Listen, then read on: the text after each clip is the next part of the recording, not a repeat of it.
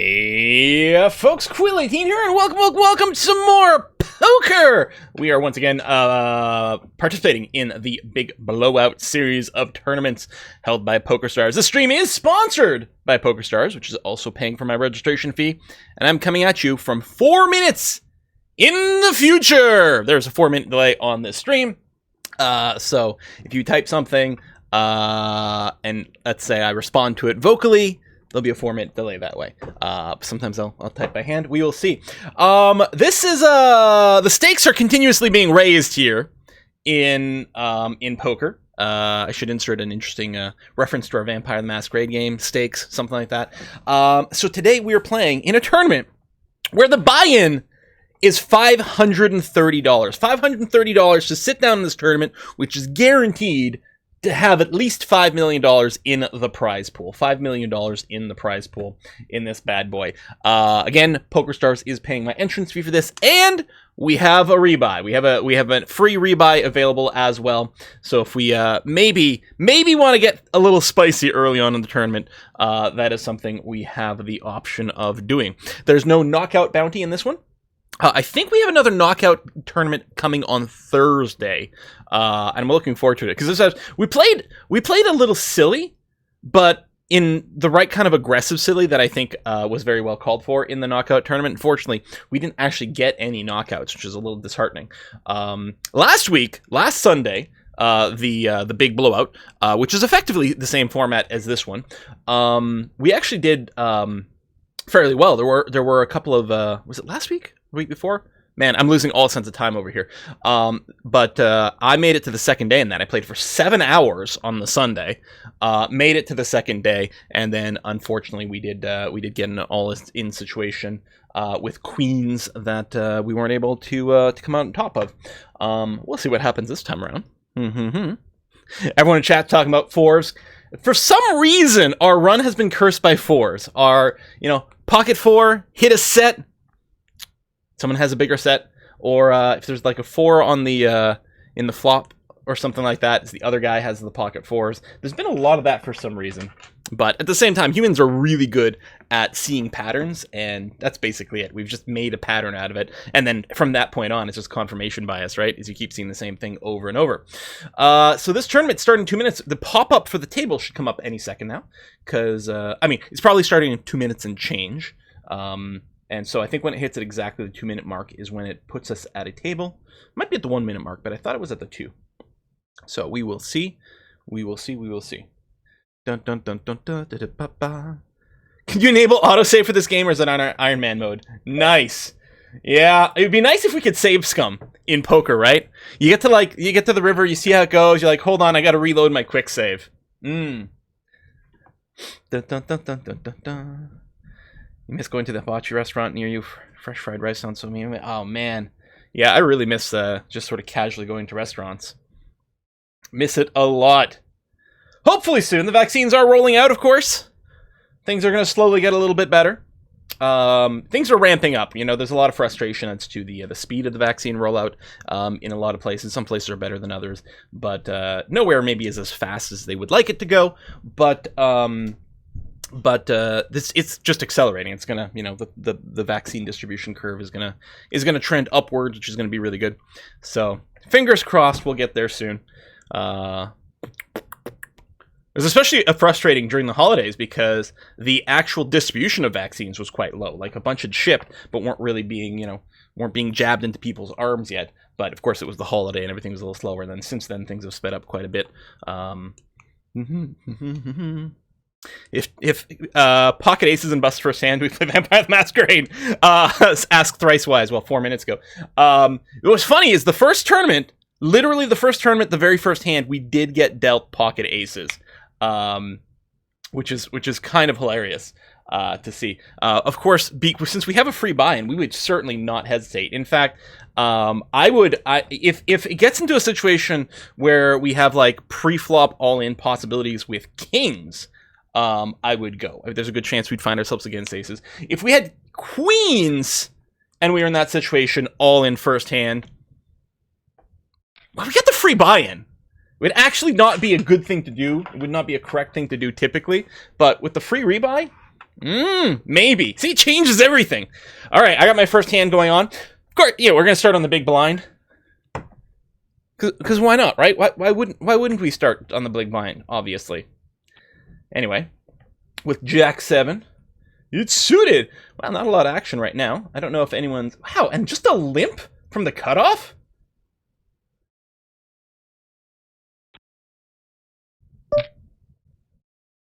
Wow, this is different than I'm used to. Well, we made middle pair. There's a king. This guy didn't raise. I will open for 1.5 big blinds here. And see if that just happens to take it down. Wouldn't it be great to win the first hand of the tournament? We got called. Now, normally I would think if that guy had a king, another call. This guy might be calling with a flush draw. I don't know if we can keep betting this. Would someone play kings to this passively, not raise it pre-flop? All right, I'm gonna check. I kind of want to win the first hand, though. Maybe I should have bet there. Something doesn't feel right.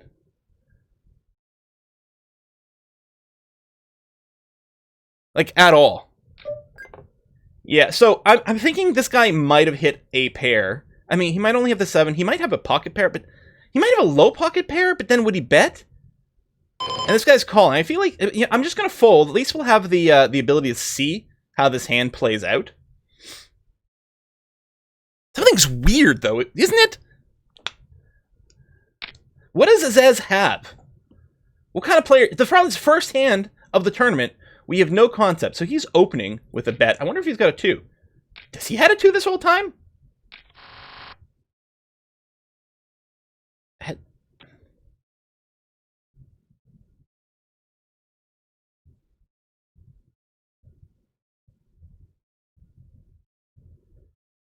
So he didn't have a draw, he just had the king. A very weak king. King with a terrible kicker, which is why he wasn't feeling very interested in playing. In fact, his kicker didn't even play in the end.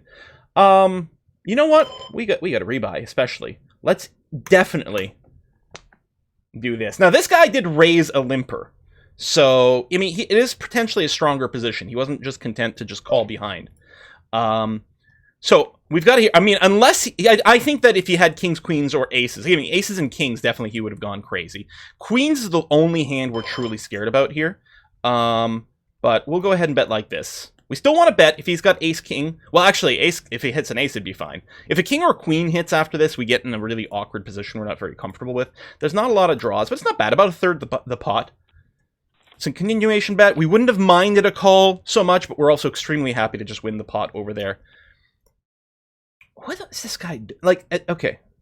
I understand what went on there. I don't remember. Was there like a quick, like, restart the hand button? No. Because this cycles between hands. Oh, reset! There we go. That's what I wanted. So he limps in with his Jack 10 offsuit. You know what? Seems actually relatively reasonable. I probably would have raised here and just hoped to take down the blinds. Maybe a min raise. Sure. This guy's got, what is it, King 7 over here. King 7 suited. Something like that. King 6, King 5. Or King, I don't know. He's got something with a king. I just checked because that seems fine. So he's made, maybe he had King 6.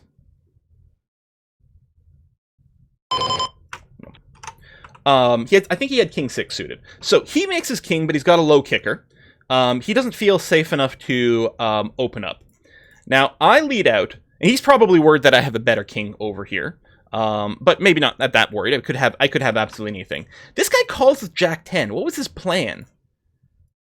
Was he hoping for a scare card to land over here so that he could go, like, and try to bluff at it? I mean, if a Jack or a 10 hit, there was a good chance he was in good shape, you know, but there's two people. There's a good chance that someone had a king. Now, if I bet here, Azez probably folds. Rustic probably still calls. I'm very happy with my check fold. I'm a little confused by what Azez, and here, okay, so Rustic does a bet. Azez raises as a bluff. Rustic calls, so he's trying to value bet his king.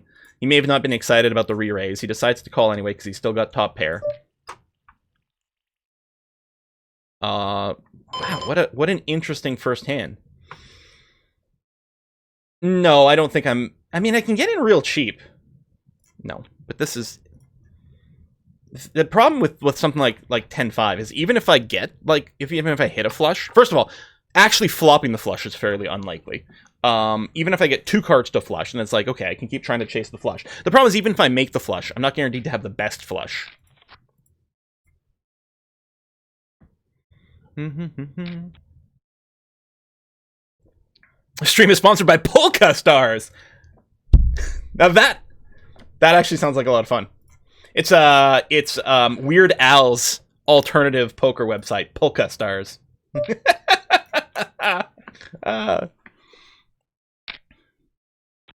I'm just watching myself play that first hand live now, and I'm like, I'm so confused.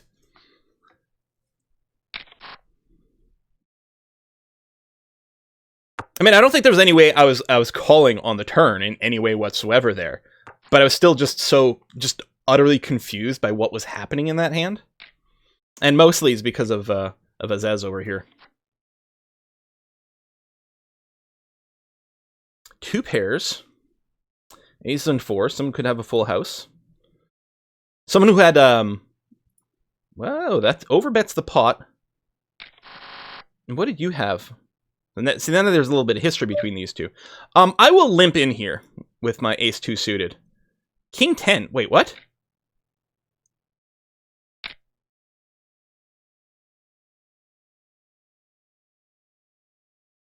Oh, okay. I see what was going on there. Yeah. All right, we'll call. Lots of people. We're really hoping for just a flush, or like a 2 pair. Again, even an ace with 4 players, with no kicker, we'd feel very uncomfortable. I wouldn't mind if it goes check, check, check, and another spade comes. Of course, with the paired board, there's always a possibility that someone does make a full house. What was... I guess Rustic called, hoping that Azaz had nothing and that his king kicker would hold up. Rustic here was playing like aces and 4s with a king kicker. I guess that was what went on there. That's a pretty bold call. Well, I mean, a 5 would make us the wheel, which is a straight, the lowest straight, but with a possible flush already on the board and a paired board, like even if we hit the 5, we don't feel totally enthusiastic. It does show check, check, check all around. There's a good chance that if a 5 hits, we're in the best position. But yeah, we can't possibly call this, because if we hit the 5, which is not a very high percentage chance to do, we could be third best.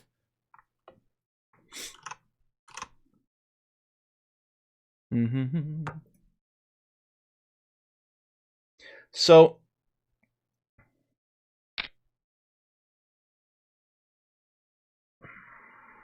I don't know what I'd call Rustic, but I do want to say something like maybe hard to bluff. Seems to be willing to call down with marginal hands. I don't know if he's loose. I mean, he did limp that when our ace-2 hand we called because he limped first. He may be kind of loose passive. I forgot it gives him a color when you do a note.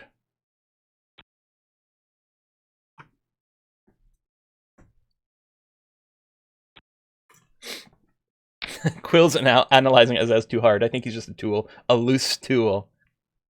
Loose stool. Yeah. Yeah. Yeah. I get it.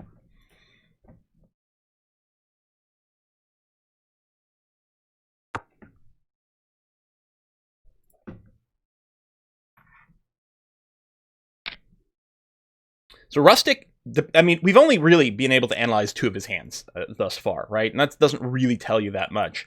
But right now, my inclination is bluffing him might be silly because he might call us down with something relatively weak. But at the same time, value betting versus him would be quite good because he might call us down with something fairly marginal and pay us off.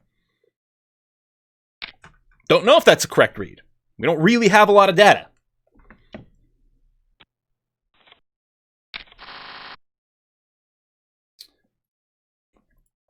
Five, 4. Big blind. So this is our first orbit. I won't mind completing. Oh, especially now. Like, hell, more players the better.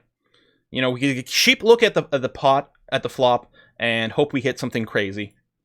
And then we can just fold afterwards. I wouldn't have minded one more. So we have an inside straight draw and really nothing else. So, and with a king out there and our position, like we can't, trying to steal right now would be bad because we don't know. If we were last and went check to us, then it might be a good spot to try to steal. I'm not going to be calling with an inside straight draw, so we can just let this bad boy go. 10-4, good buddy. It's the trucker hand, the CB hand. 10-4 in radio chatter just means like acknowledgement.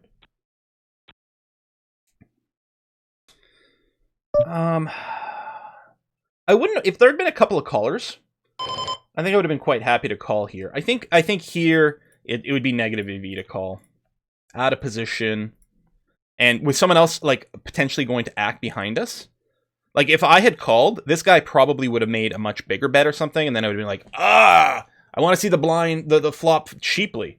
And there's no reason that name ace rank isn't at least going to call here. I'm assuming the only thing he's thinking about is whether or not to re-raise. I would assume. Or, you know, he's distracted because he's playing more than one table. I don't know. I don't know about you guys. If I were playing in a $500 buy-in tournament, I wouldn't be playing more than one table. But at the same time, I wouldn't personally... I couldn't be playing in a $500 tournament. Thanks, Pokerstars, for giving me the free ticket, though. Are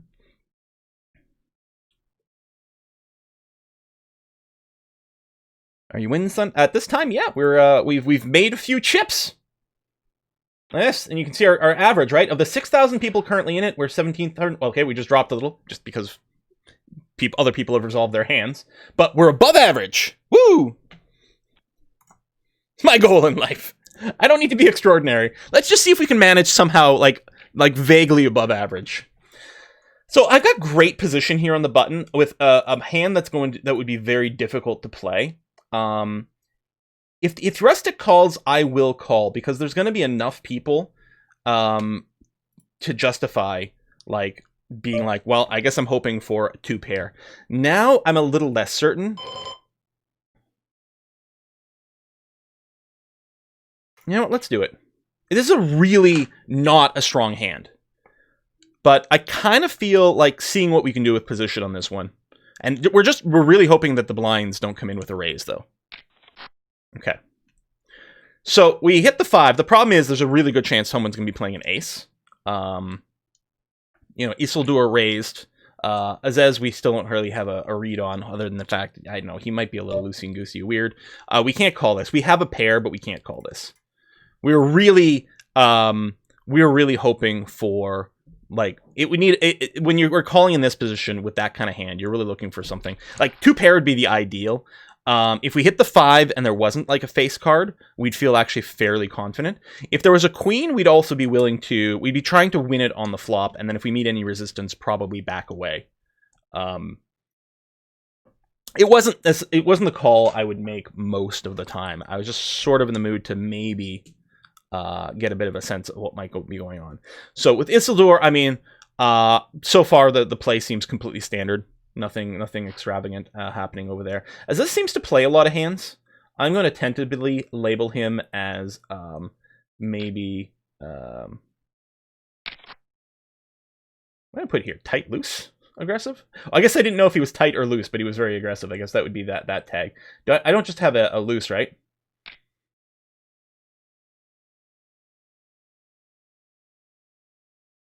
He might be lag. I mean, because, hold on, if I'm not necessarily going to label him that, but red, I would label as something like loose aggressive, which might be correct. Okay, I want to take a look at that since we actually did see what that hand was, although I got to play this one. Let me open this so I remember to take a look at it later. I'm going to open here. Maybe I should just open for the minimum. The vibe so far of the table, most people are min-raising, and it mostly seems to be working. Of course, with we got deep enough stacks here. I think I'd be okay to call. I don't see a universe at which Qzoya over here throws in another raise. So I think if I call, we're either going to get a fold or just a call here. Most likely a call because of pot odds. And if we hit a set, there's a good chance we're going to make big. Most of the time, we're going to lose in this position. We're basically just set mining in that situation and hoping to win a monstrous pot. Pocket, like a small pocket pair like this, is kind of the opposite of something like if you're playing something like King Jack.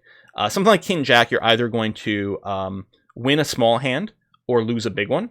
Whereas pocket pairs, you're often going to lose a small hand or you'll win a big one. We're just going to fold here. We're just not exactly slow playing or slow rolling. I mean, we're playing slow, but slow playing. Well, slow playing is a specific term in which you're not necessarily betting the monster hand that you might have, and then slow rolling is when you're the winner and you're trying to and you're like not showing your hand right away and just being a general asshat. Don't slow roll. If it's the end of the when the river comes and all the betting's done and it's time to show your cards, just show your goddamn cards. Let's go to 2.5 bigs again. Especially with this, we're really not looking for a lot. I don't like being called from behind with ace-10. If I was a little earlier in the order with ace-10 offsuit like this... Okay, there's a good chance no one hit a king since there's two of them. I would like to say... I want to win this one. So I'm going to bet... Hang on, I can't type. Thank you. 3.5. Big blinds here. This should be good enough to chase out anyone who's got nothing without investing too much on my behalf. I don't like the call. Now, this is all of a sudden a little bit interesting. Kuroshkin may have just made a flush, but we actually now have the nut flush draw. I'm going to hope it goes check-check. I don't really expect it to be check down, and we can't call a big bet. Now, okay. 9 cards, 18. I'm going to call this, because if we hit our next or flush card, we should make tons of money. Or we'll hit a straight. The problem is with a paired board and a flush, I don't feel like it can bet the straight. Because if he then shoves... Well, hold on, we got... No, what I'm going to do is check, and I'm just going to hope he bets. Because the problem is, like, if I make a big bet, I probably... So that's small enough. I think he's got a monster, and he's just trying to call for value. Or he doesn't really have anything, but... we're definitely not folding here. The only question is, would I raise for more value? I think I'm just going to call because...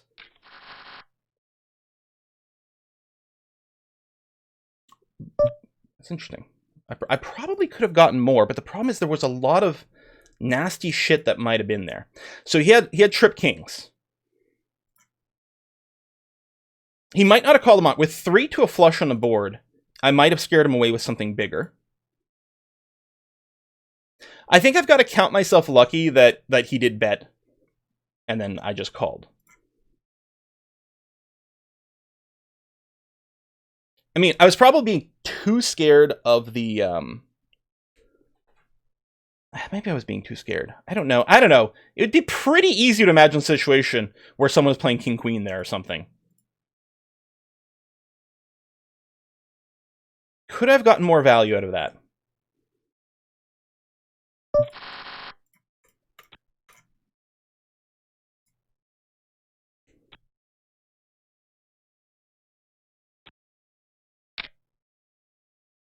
I don't know.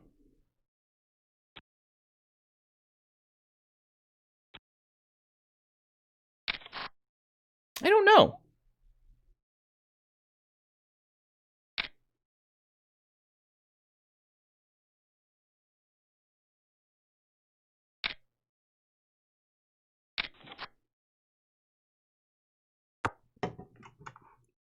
I would have been pretty disappointed if it had gone check-check on the river. But it did feel like if I check, he'll probably bet, just based on how some things had gone.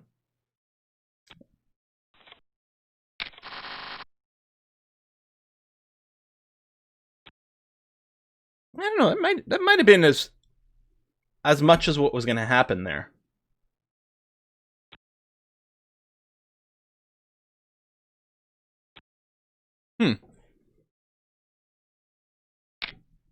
I know there's another hand I was going to review, but... Alright, we got pocket eights. We got a min raise from Aziz, who seems to be doing that with a lot. We got a call here. I'm actually thinking this might be a great place for a squeeze play.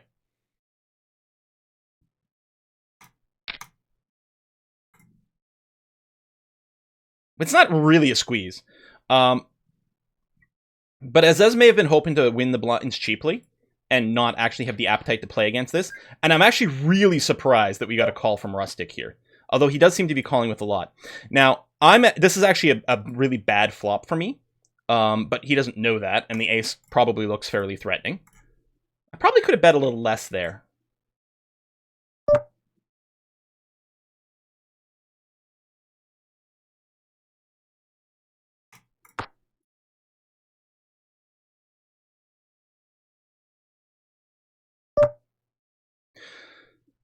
Okay, I don't think he's going to ace because I think he would have bet it. He could be calling down with a pair of 10, a pair of 5. The problem is, unless he missed his flush, like, I don't think he calls with anything I beat. And I don't think there's anything I need to push out. I don't think he folds if he's got a 10. So we're just going to check. Yeah, so he wasn't going to call with that. So the problem is, the only thing that I felt would genuinely at risk against there was a 10, and he wasn't folding a 10. I don't believe in that situation. Not with the sort of read we've kind of got on him, which I think might be... Okay, this is not a great hand, but good pot odds here.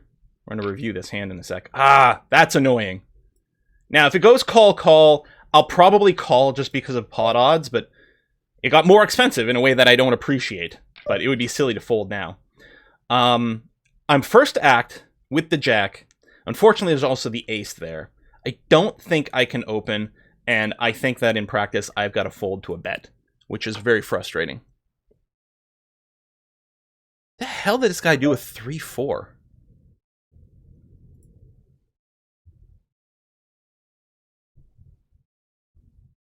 All right, I'll take a stab at it then.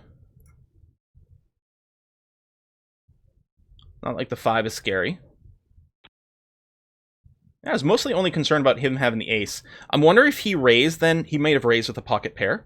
And now he's upset about the ace. And possibly the jack. Like, I don't think he's giving up with queens there. I think he bets out on the flop with queens. Or kings. Like, he's not scared of that.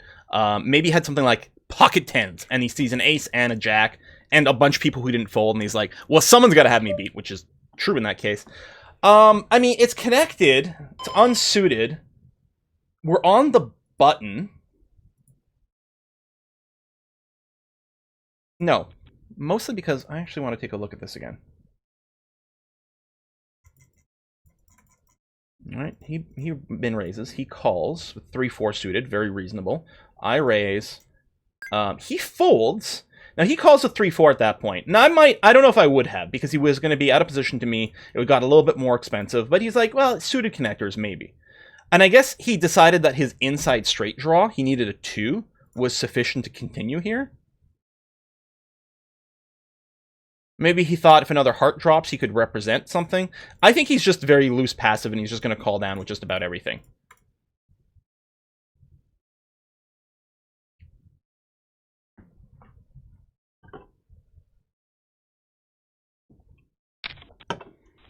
Okay, we got a hand that actually went to the showdown. Pocket sevens over here from Azez. I want to analyze his hand, and then we can get a little info on Merkushin, this guy. Nope, okay. Wow, that's a big open raise. 4 big blinds from Azez. He was min-raising, then he raised to 3. Maybe he's getting frustrated that, like, too many people are calling him. Or he might just have a monster this time, which is potentially more likely. That he's just betting large because he's got a better hand, and we can use that as maybe as an indicator of things. Okay.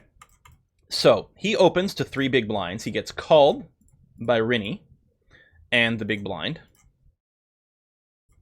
Oh, I should have checked to see what they actually had at the end first, so I could use this for context. He continuation bets for about 1/3 of the pot. We get a fold, a call. Oh yeah, he had pocket sevens or something. I think he had pocket sevens. So this is fairly reasonable. Now he's probably, you know, I'd be like, ah, damn, there's a 1/3 to a flush and 2 possible straight, you know, kind of combinations happening out there. It goes check, check. 4th flush card comes. Now here's, I think, okay, he does that, he calls. I guess he's like, well, I'm going to call because, was one of his cards a diamond? Okay, one of his cards was a diamond. And it, yeah, okay, no, that was actually entirely reasonable from start to finish. Nothing crazy went on there in that hand. Okay.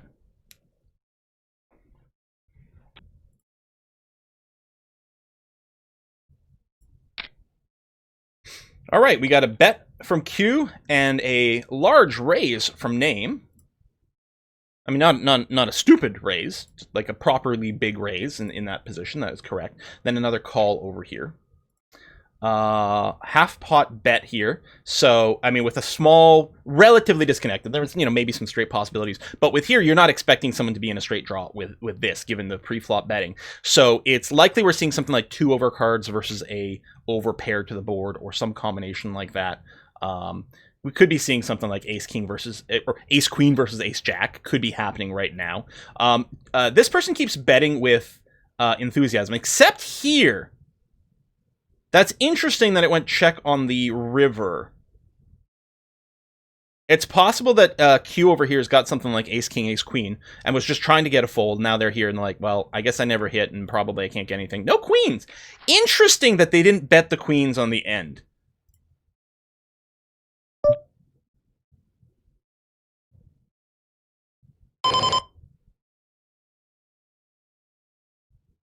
I'm folding that. Interesting. Because at that point, the only thing you're fearing... Well, okay, maybe someone made a set, right? If this other guy was playing pocket nines or something like that and was just slow playing you the whole time, I guess that's possible. But the only thing you're really fearing is in kings. And it feels like probably you would have gotten a little bit more pushback on the flop or turn, wouldn't you have? So why wouldn't you bet for some value there?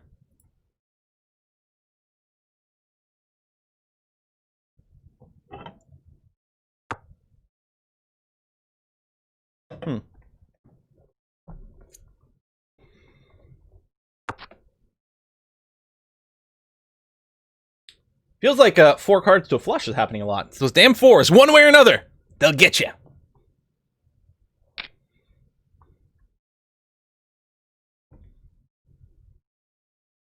Oh, I've been 40% of the pots right now. I mean, it's early on, but yeah, people might think I'm some like loose, aggressive type person at this point. They may not have a read on me. So I mean, I feel like Q and Name over here that they're playing like fairly standard. I mean, unless until we see something that sort of makes it stand out, I'm just going to assume they're sort of standard tight aggressive. We've got a limp in from Q.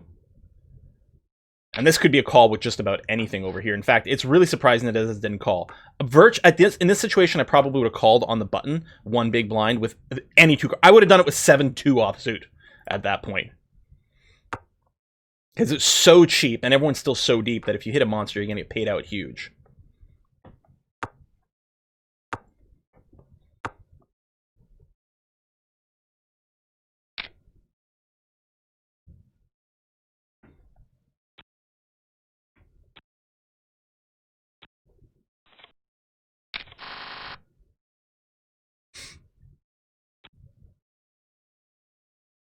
So 10-5 is terrible. And of course, I'm going to be in an early position on every street here. So, bad hand in a bad position. So it's not really something I'm very eager to play, even to defend my blinds with. I'm actually happy to see a min bet and another call here. If it just goes like this, and I can just see the flop for free, love it. No longer love it, but I mean, hey, we got a free look at a flop. I mean, it's pretty raggy. Maybe there's a chance to steal, but with 2 people to act still behind me, yeah, I don't know.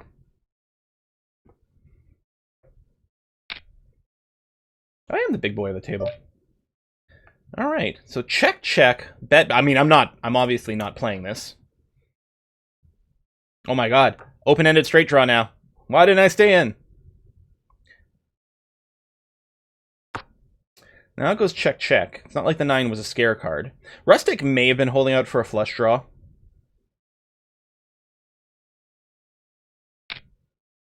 And a half pot bet and a fold. So we don't get to see any cards. Alright, King Tray in the small blind.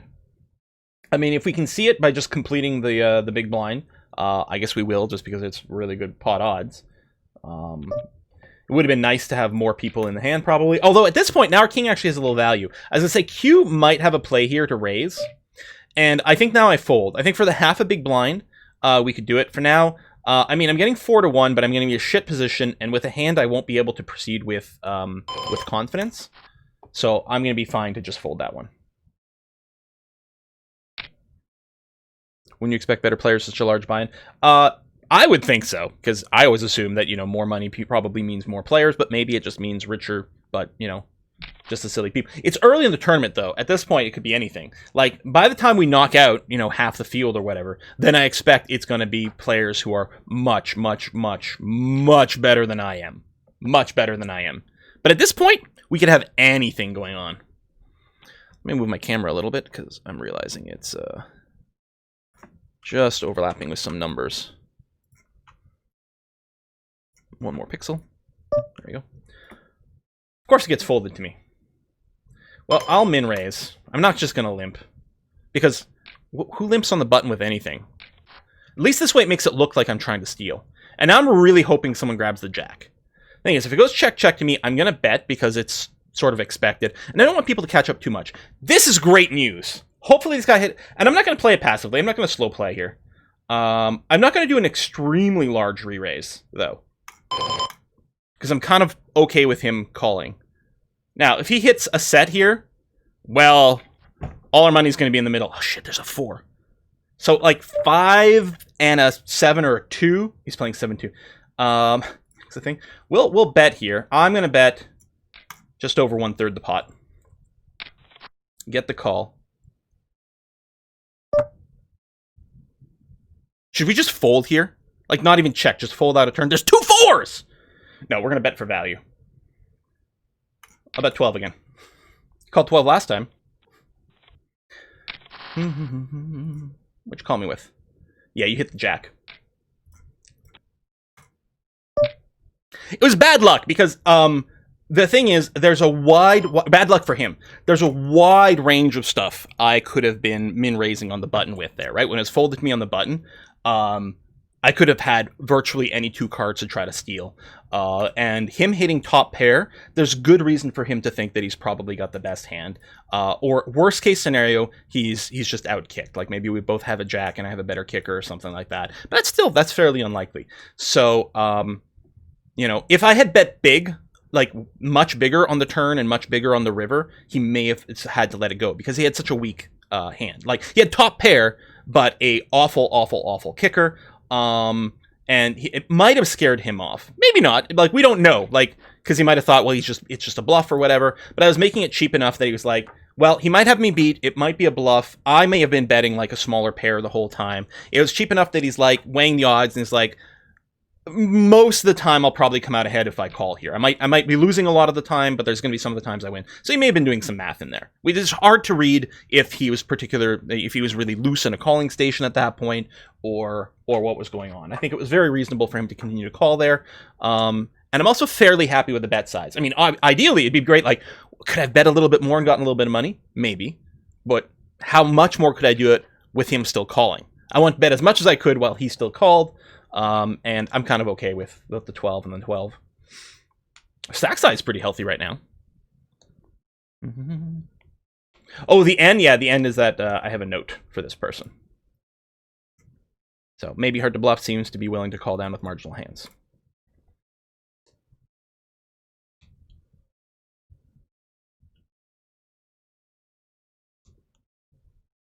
Yeah, okay, so people are asking about the pay structure. So this is going to keep changing as more people enter the tournament.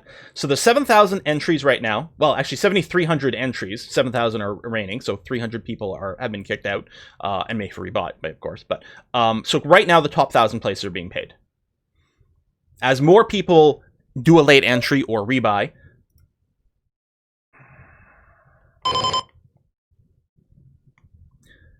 I'm going to play it. I'm going to do like a raise here. And play it. I'm playing this hand not really for ace 8. I'm gonna tell a story that I've got a more powerful hand than ace 8. I really didn't want to call behind me. That changes everything. If Koro here hadn't called, I would feel 100% comfortable to bet out. I think I still will. Bet about 1/3 the pot, and I'm just hoping to pick it up for cheap. I think that's it for me. The problem with this ace is I might not be the only person with an ace, and I don't have a very good kicker, and someone might have made a flush over here. So I think I'm... The thing is, the play with the ace 8 here was very dubious from the start. It was very dubious from the start. And I probably shouldn't have gotten involved with this hand. And now I'm in a situation where I've got top pair, and I don't feel like it can stay in. The fact that this guy's, like, happy to be betting out, the ace didn't scare him, the diamond didn't really scare him. You know, I might have the best hand right now, but there's, like, about 30 different ways that I could be, like, way behind. So I'm very happy to just drop that. Especially, I was not exactly caught with my hand in the cookie jar, but that's a little bit what happened. Now, I've been playing a lot of hands, and I'm worried that people are not necessarily going to believe me. What I'm going to do, I'm going to just limp in here in middle position with a middle pocket pair. I'm just going to limp. Just got very up the play. I want to play it, and I'm going to call this. It's possible. Oh, I'm really going to call this. Oh, shit, yeah. And another call. Oh, this is great. I was going to say I'm done with this unless I hit a set. It's interesting that if Jack comes up now, I would have a straight. I would be holding the idiot end of the straight, though. And I'm not going to bet here.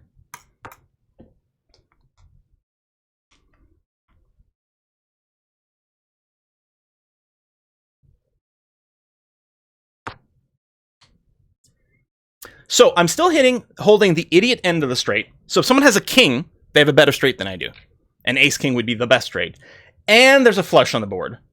And someone who wasn't involved before has bet out. Here's the thing. Despite the fact that I have a straight, I want to fold this.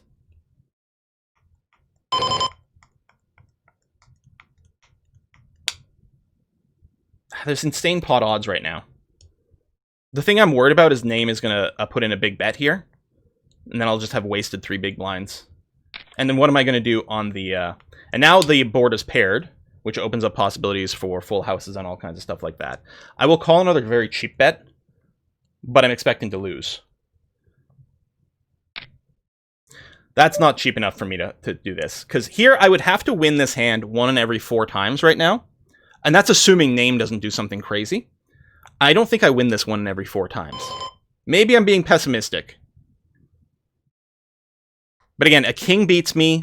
2 diamonds beats me. Someone who's got, I don't know. I mean, I don't really think there's Queen Jack in play. You know, I don't think there's a full house. Mostly, I'm worried that this guy has made a flush. That's really what I'm worried about here. Or has a king.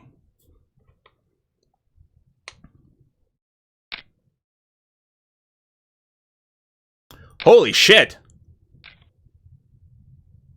Full house versus nut flush.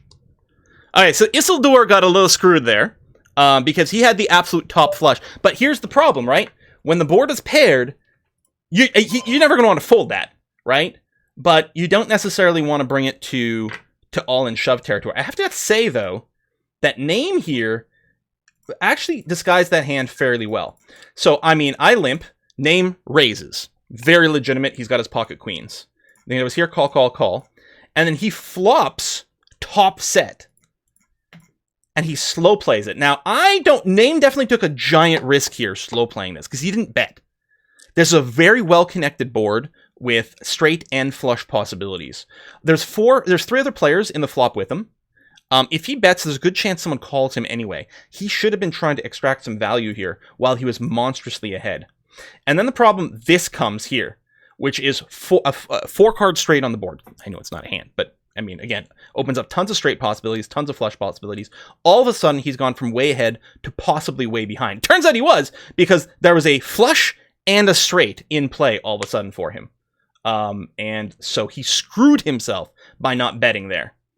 But Isildur then, again, he also extremely slow plays his hand by coming in for a minuscule bet here while he's got the nut flush. He's trying to get a little value, but, I mean, and realistically, it's... No, I'm not playing that. It's not reasonable to expect that Isildur, that anyone will catch up to him over here. But he may have been better off in this situation doing a check rather than a small bet. I don't know. He does get value from Azez and myself because it's so small. And then Name Ace rank probably feels terrible right now because his top set means probably nothing with both a flush and a straight possible on the board. And then he gets really lucky when the board pairs over here. Isildur bets out, very, very reasonable. Fold. Raise here, of course, he's got a full house. Isildur, there's no way Isildur is folding here because he's got top set or top flush, right? But then he shoves. And I don't know if that was correct.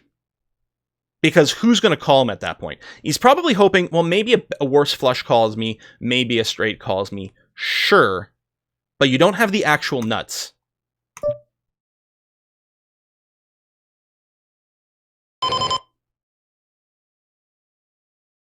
I'm going to check here. Because this guy opened from early position. It was less likely that I'd be able to push him out. I'm going to go check call.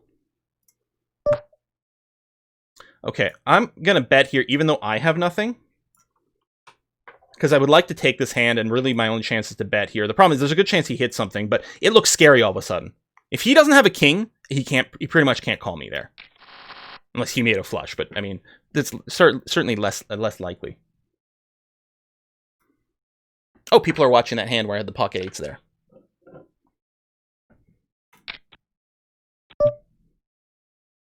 No. Easily not. I want to see the reaction to the other hand. Gooseman saying, "Your chip leader, go for it." What? Oh, like going for it with the with that straight? Yeah. And then Sagacious is saying, "Don't call, don't call, don't call," which I totally agree about.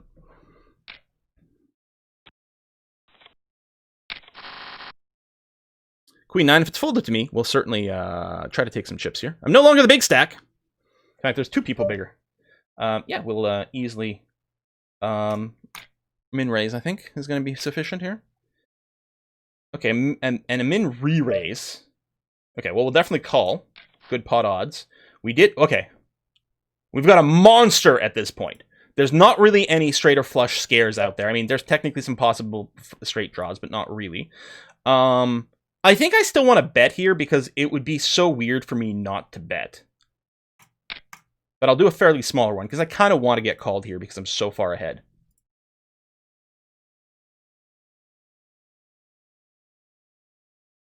I could have bet a 2, but it's like... It feels like if someone's not going to call a 3, they probably won't call a 2 either. I don't see any reason why I don't bet again here. Now, there's maybe a possibility someone catches up with a flush. So I'll bet a little more than a quarter, but it's still a fairly small bet. I'm mostly expecting that maybe someone's got, like, 1 pair. Well, hey, we got a full house. It'll be fun. If this guy's got a 9... We're taking him for basically everything. Yeah. If he doesn't have a 9, I want him... Okay, so I'm assuming... If he's got a 9, he's getting all this money in regardless. He probably wouldn't have checked. So I'm going to bet fairly small here because I'm assuming the 9 is very scary. Yeah. I didn't think we were going to get any more money from him. This will lure through the ring into the fire. Yeah,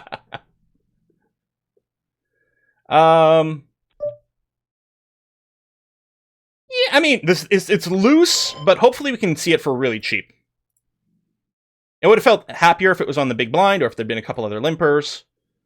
It'd be a good place for maybe a bit of a squeeze from one of the blinds over here. Hopefully name just checks. Check, check. There we go. We ain't got nothing. Nothing. We got, like, no, I mean... Runner, flush, and straight draws. That's it. But do I take a stab? Not with 3 players, like, or 3 opponents. I think the only way I can win this hand is if I bet, but there's very little chance that I actually win it here.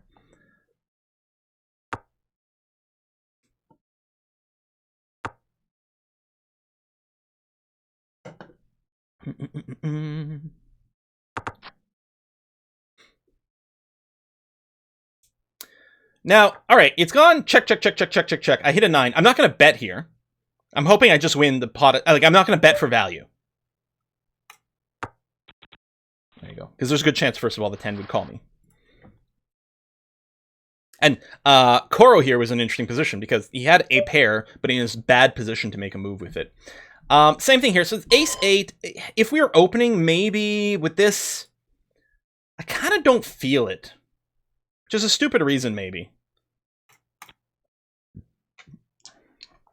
If there had been no limpers whatsoever, then I think I would have been happy to do it. The problem is this. If I were just to raise to, 2 or 2.5 big blinds now, with the extra bet in the pot, there's slightly more pot odds for people to sort of call. And I don't want to see a lot of competition with a hand like Ace-8, because it doesn't hold up to a lot of people, especially unsuited.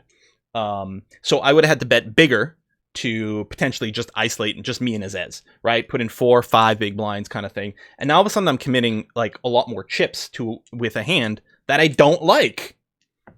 So it's a little disappointing because it's an ace, right? Aces are great. And it turns out the big blind might have something. Isildur, either that or Isildur is tilting a bit, which is entirely possible.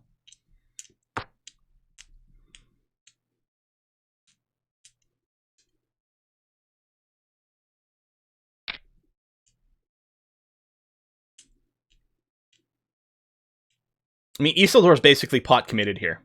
Well, maybe he could walk away, but like...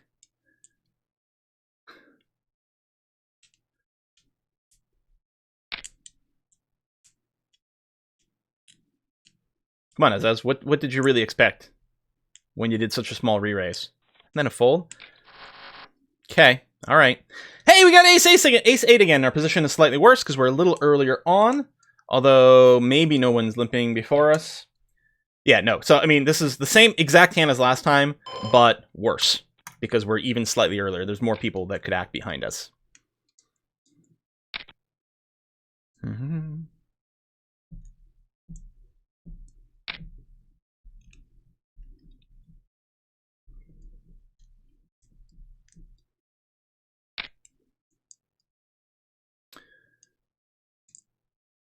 So, a raise from the big blind. The first limper calls. Another one calls after that. People could have a wide range of stuff over here. Wide range of stuff. Is this bets out? So might have hit a set. He might have had kings or queens. He might have had king-queen. He might have had ace-king, ace-queen. Like, ace-queen he'd be, like, the least happy with, but it would still be a great position. He'd have to bet out, and then if no one has a king, he just wins. And most of the time, no one will have a king. We're going to fold Doyle Brunson there.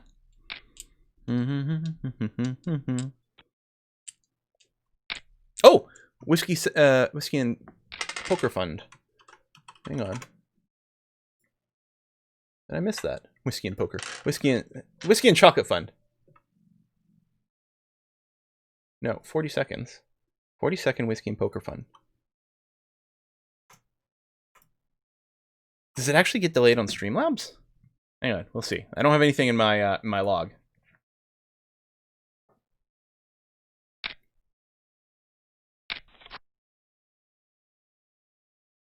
I didn't see how this hand started.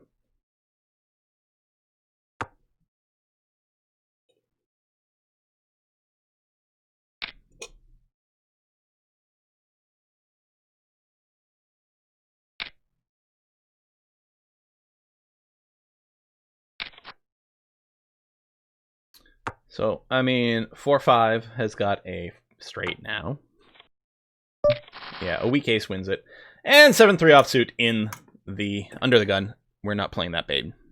That's clearly the case. Bum, bum, bum, bum, bum, bum, bum, bum.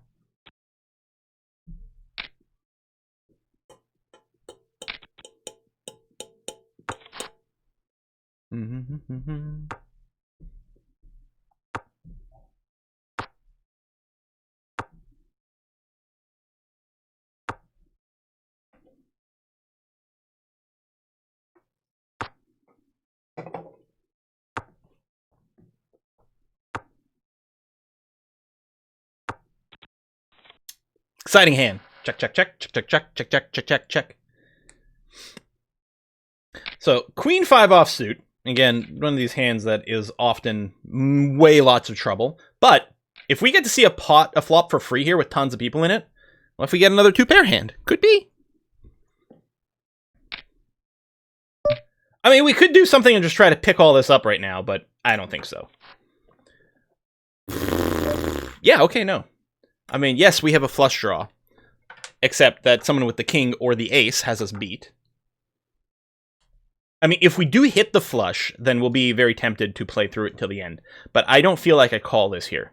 First of all, someone could have the flush now. Which, you know, lowers the chance that we actually finish it. And it would be third best flush that we'd be drawing to. We have one overcard as well. But, you know, if we hit a queen which is fairly low odds. So, I mean, our outs, how do we count our outs? Maybe we count the flush as sort of like a half out each. And the queen might consider it to be a full out. So that puts us at somewhere around, let's call it 8 outs, just, sort of rounding off somewhere. So 16%-ish twice, which leads us to, 32%-ish twice. It's not exactly it, but, no. Yeah, and even then, I think that might be a little enthusiastic. And then there's a good chance we'd have to call a bet on the turn as well, right? So it's, 32-ish% if we see both cards, but do we see both cards? And we don't even know even if we hit, we don't know if it's good. So it's break time. Might as well get up and stretch for a minute. No reason not to.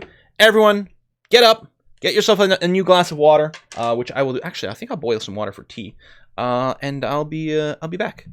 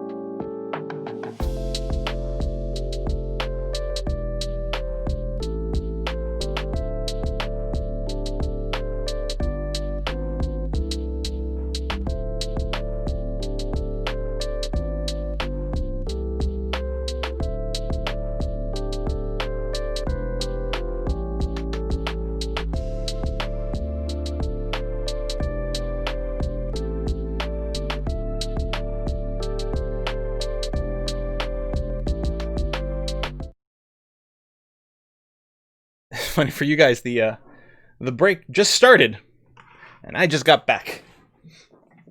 I got 3 minutes to kill over here. I feel really good about my play in this first hour. I feel like there were no obvious mistakes.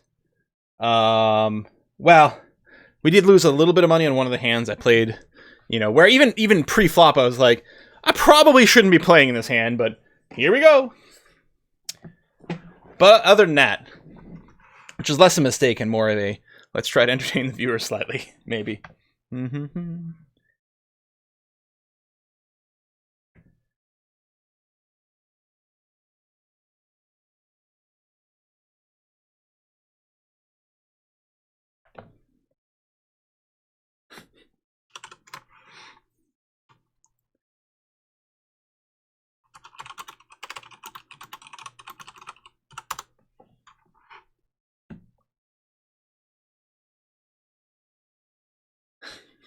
So to talk about how it's weird because the break just started on stream and she hears me sort of going live again. Yeah, like it's sort of weird in general to be streaming with the delay, but it's especially weird like in the actual house where it's happening. And yeah, even in North America with our less enthusiastic voltage, 5 minutes is more than enough to heat up water for a cup of tea. Even a giant mug like this one. It's probably got like 3 cups of water in there. But yeah, it's still enough. I do miss being in the Scottish lands though, with a more enthusiastic voltage. Because man, oh man, can you make tea fast there? How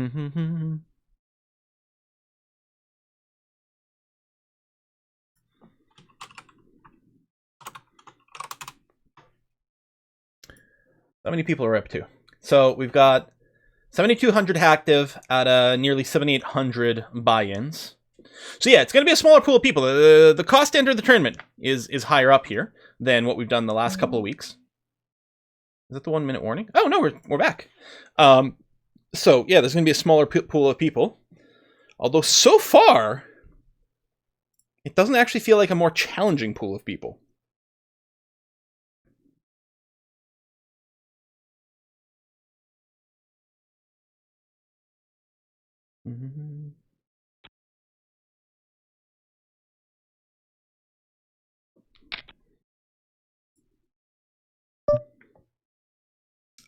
That's a pretty easy fold. Isildur, why such a big bet?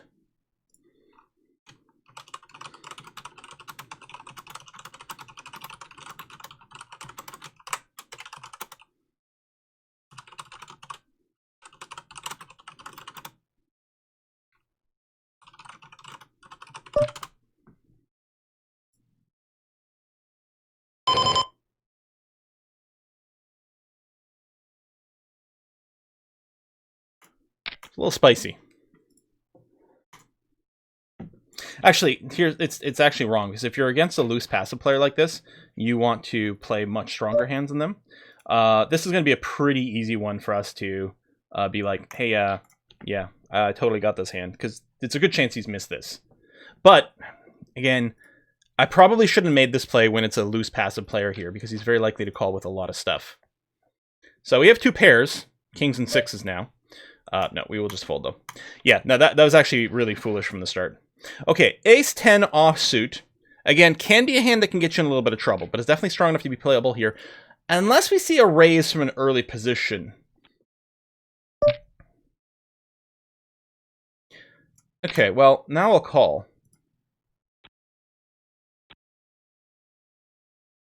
I'm not really playing for a single pair here. If it's checked to me, we could consider a steal. But this will be a very easy fold for me, especially with another caller. Yeah, even with the ace, like, I don't care. Don't care one bit. So some people are asking, we started with 25,000 chips. We are now up to 33,000 chips. Now, at the time, our 25,000 chips were 250 big blinds. So, I mean, in terms of blinds, our stack size to blinds, we've dropped that way, but we have been accumulating chips. We We're definitely ahead of where we started.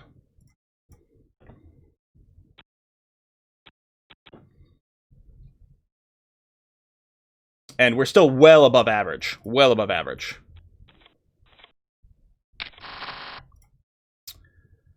King Jack offsuit.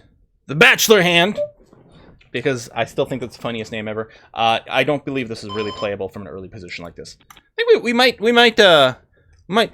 straighten up.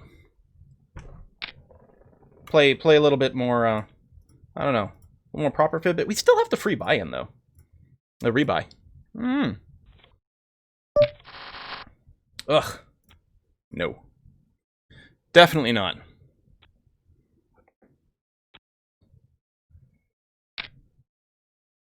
Do I still have oh, I still have a little club soda. Good. While the tea actually cools to a drinkable level. And with herbal teas, like a mint tea like this, it like you really do have to steep it quite a lot longer than with a black tea. The mint tea can get a little bitter if you steep it for like way too long. But even then, like if I forget this full tea cup and it gets to the point where it's like basically lukewarm, it still hasn't oversteeped for the mint. A little different if I like drink most of it and then the tea bag is just sitting in like a shallow pool of water, then it can get a little intense. Why do you like Scotland? Fast tea. Heck yeah.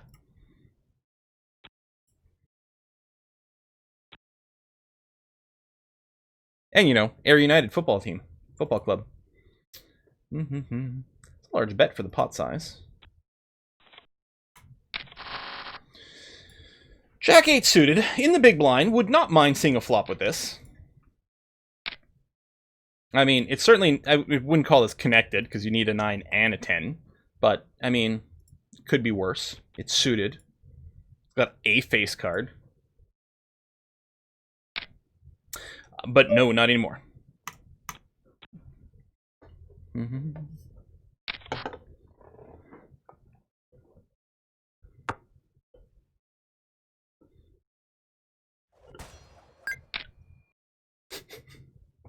People with the emote tosses.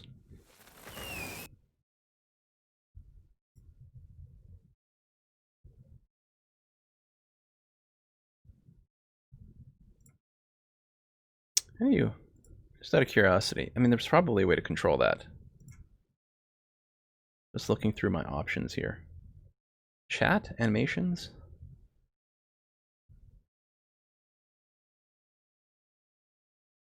Throwables. I'm going to disable the throwables. Because here's the thing. If I were to lose a hand, like an annoying hand, if I got a bad beat in a hand, and then someone threw an emote at me, that might tilt me. More than I'd already be tilted. So I'm going to disable those. Yeah, here's me calling that ace-10 hand that I wasn't, yeah.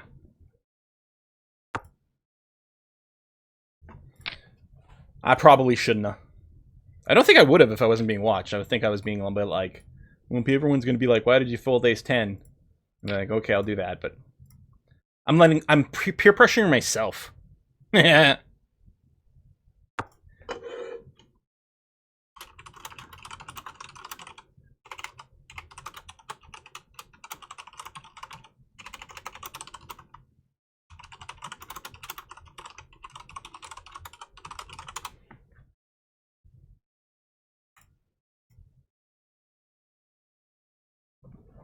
Oh, it's getting toasty. I can hear the furnace on.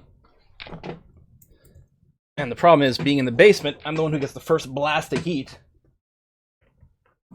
I'll do that for a bit.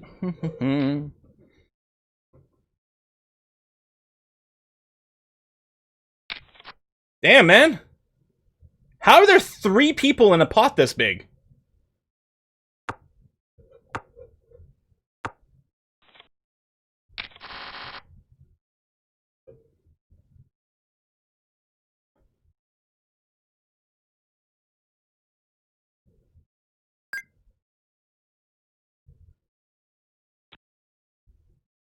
Everyone just thought their king was god tier? What? Not even an ace king. King jack, king 10?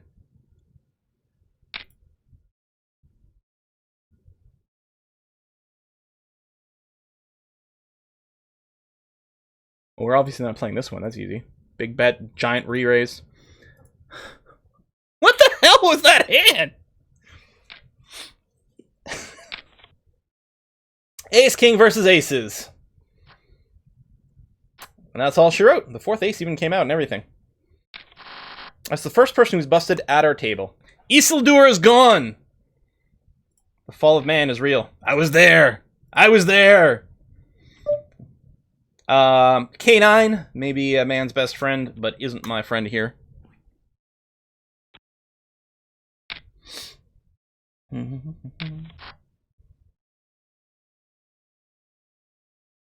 Oh, Yorkshire tea is great. Yeah. We like that.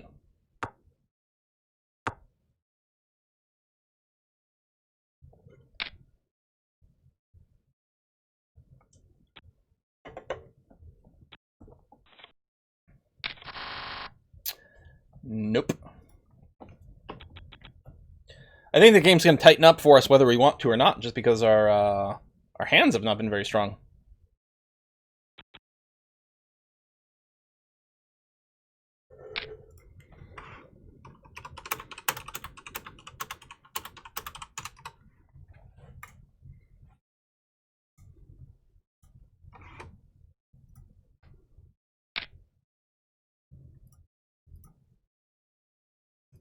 Someone's in chat, Roki's confused why I would fold King Jack when I was under the gun or under the gun +1, and then why I would play 5-6 when that hand was, I think 5-6, was I not on the button? Or no, I think I was in the blind with 5-6, wasn't I? No, maybe not, but I was maybe late position. And after a weak call, a raise or a limp, where was it? Where's the 5-6 off? 5-6 off over here. Yeah, there you go. So I'm in late position with a the raise here. This was just me goofing around, and I said it right away, like, oh, this is actually really dumb to do it there because of who he is. If this guy were a tighter player, this all of a sudden becomes like a very valid spicy move. I was not playing it for the 5-6. Like it could be a disguised hand. Maybe I flop something god tier, but that would be it. And it was actually unfortunate that I got called on the hand there.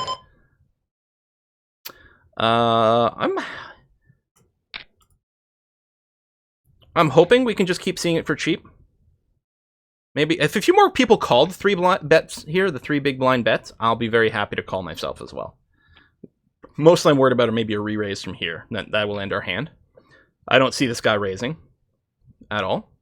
I assume he's just going to call, as will I. And then we're done with this hand.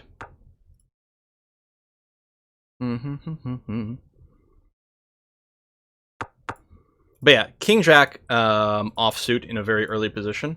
It is 8-handed, so early is a little less early than it is on other tables, but no.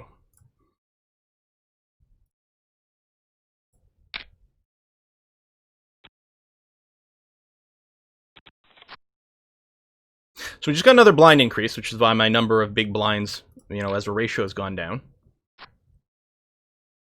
Man, people are really enthusiastic about playing their relatively weak top pair, unless there was something else going on there.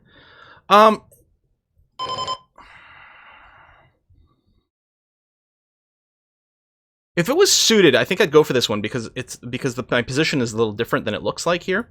I mean, it would still be, in the early middle position, right? So 8-handed, you effectively have 2 earlies, 2 middles, 2 late positions. So effectively, right there, I was in the early middle position. It would have still been a bit of a spicy move, but it would have been tempting being 7-handed like this, but.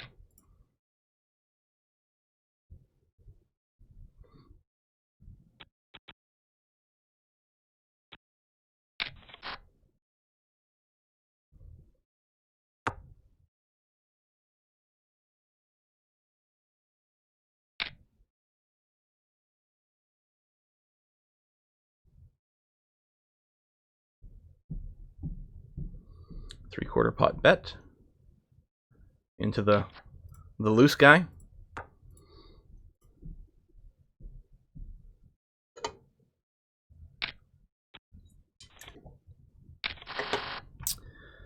Ugh. A hand! My kingdom for a hand! And we'll call here. Defend our big blind. We just mostly just we've got pot odds to call. We'll be closing out the betting. Actually, pretty decent pot odds. They're nearly 8-1. We hit a pair.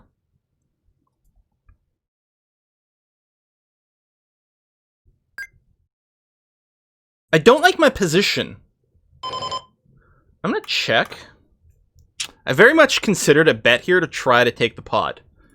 But with two people that act behind me, I didn't feel good. Okay, here I'm going to call because the pot odds are very good. But really, we're hoping to turn this into maybe a two-pair straight trip situation. Which we didn't get. We had really good odds to see another card. But I'm definitely not playing this for fourth pair. There were a couple of draws, a couple of outs, a couple of things that could have like made this hand worth continuing. We did not hit those, even though we're getting 5-1 and maybe even like 6-1 odds if you were to just call here. I don't think it's worth continuing with this hand. I wonder if I could have bet on the flop and won. Probably not. Clearly these people have a little something happening. So we would have playing 9s and 5s with a king kicker in this case.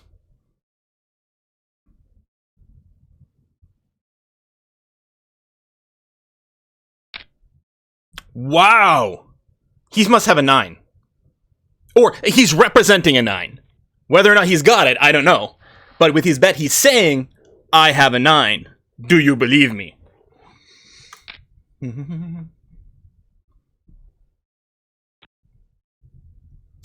7-2 suited. I mean, if we can see it for half a big blind, I guess. I'd like it if there were a few more limpers. Okay, well that becomes very easy. Because even if it had been folded to me, even then it would have been kind of like debatable. It's a half a blind, but you know it's 5-1 pot odds, and then we don't even know if the big blind was going to maybe re-raise and do something. So you know, like because it was such a weak hand. I should try to mark these others. It feels at this point, so far, it feels like everyone else is just kind of bog standard and reasonable.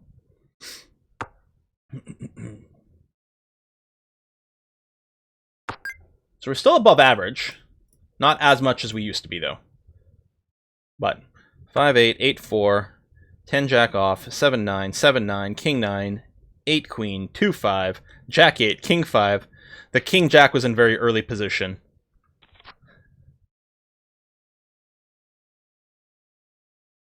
Wow. The last time we had a like kind of a decent hand was the ace 10. It wasn't even a very good position.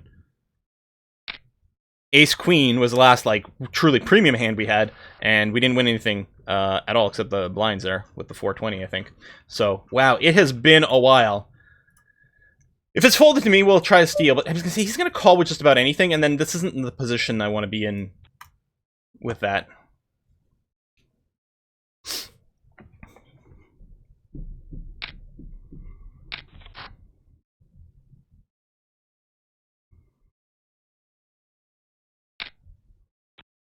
I mean, you know, with people being a little more willing to call down like a weak top pair, you know, maybe we could review some notes, but I don't know. We got a semi-coordinated hand. If there'd been another caller, I probably would have done it just because there's a possibility of hitting something big. But with only one other, like, we want multiple people because what we want to do is flop something big and have someone pay us off for it. And I don't really feel it there. I mean, if I was Daniel Negreanu, like, sure, of course. 4-6 suited, that's his house.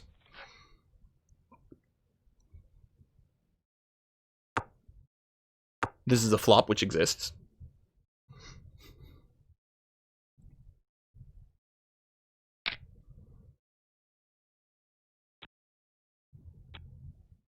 Hoffer wasn't representing a 5 there.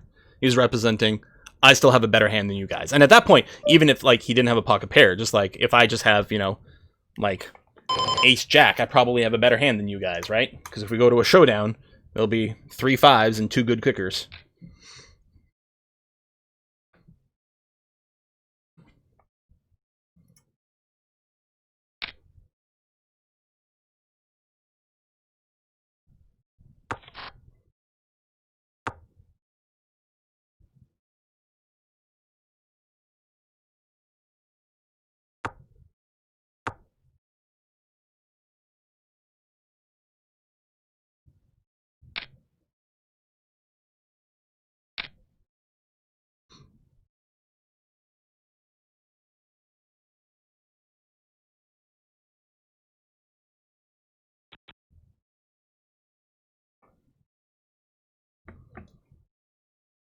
I mean, we still have to rebuy, but I don't want to use that as a protection for playing marginal hands. Mostly it's going to be protection for an all-in.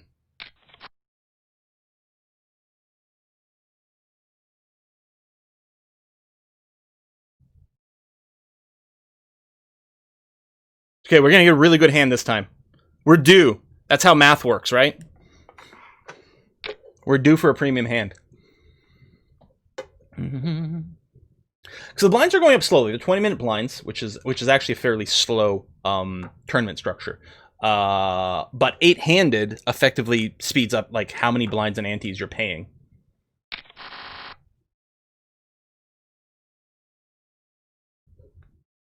Nope. So with an 8-handed table, you kind of want to get involved slightly more. Because effectively, on an 8-handed table, like especially versus, say, a 10-handed, right? Well, then there's no, in comparison, there's no under the gun +1. 10's pretty rare. 9's fairly common.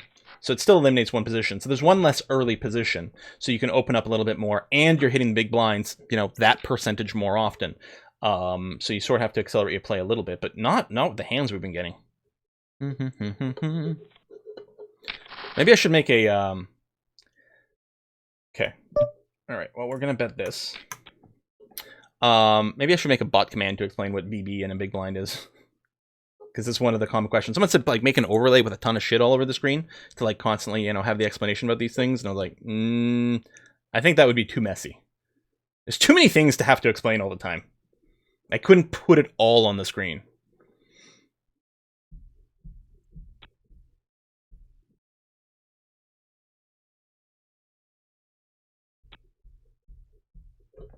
Oh, you don't even know what blinds are. So blinds are forced bets. I mean, someone's going to explain it by the time you see this. So these two players. So there's the dealer. The button here represents the dealer. And then the next two players have to make a bet blind before they see their cards. They haven't even gotten their cards yet. They have to bet. It starts the action. And it's often, so my actual chip stack here is 31,541 chips is what I've got. It's often handy instead, especially in a tournament setting, to think of your stack size as a ratio of how many blinds are there. Because the blinds go up over time, and it gives you a good sense of how healthy your chip stack is. Like, even if we were playing with the actual chips visible, I would be referring to things mostly as ratio of blinds and things like that, right? And say, I'm going to raise it 2.5 big blinds, that sort of thing. I would just have to be doing the math. You know, it's like, 500 or whatever, you know, whatever I want to do. I don't love Queen 9, obviously, but the odds are going to be good, so we'll take a flop. I love it a lot more now. I think what I'd like to do is a check raise. Or if it goes check, check, check, we'll probably just bet on the turn. I'm going to say, if there's anyone who's going to do the betting, it'd probably be Azez. I mean, he's last to act, so that's sort of the natural anchor position for something like that. And he's proven, I think, to be like a little, like he's ready to pull the trigger on things. So I have top pair, but with a weak kicker. If he also has a queen, he likely has a much better queen than I do. But I felt very confident that a check raise, hello. I don't like my position here, because I'm going to be first to act on every street after like the flop here. I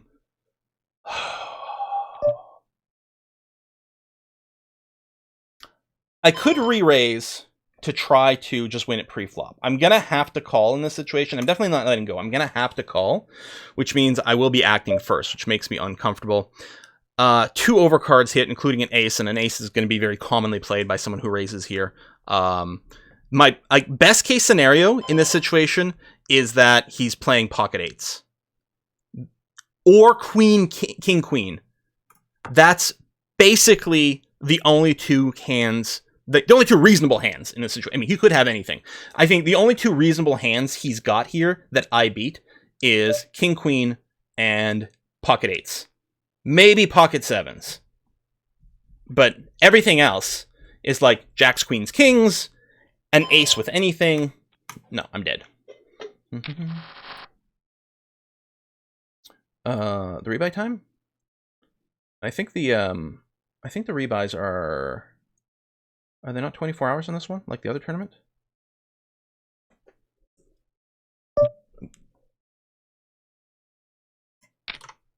Hang on. Someone's asking about the rebuy time. So I'm going to check. I'm going to continuation bet. So I'm not going to check.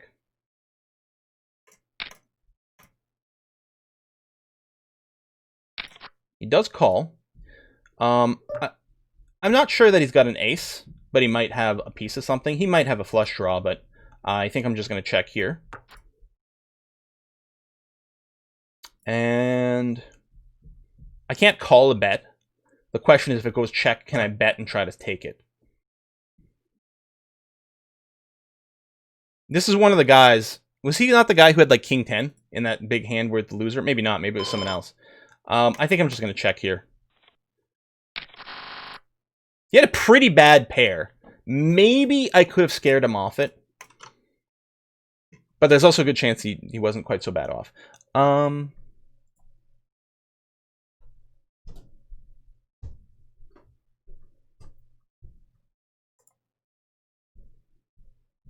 There we go. Late registration available for the first 24 hours of play. I was pretty sure it was the same structure as the other one. So we can rebuy until like 1 p.m. tomorrow. 24 hours after the tournament started. So yeah, we're not actually on a rebuy pressure.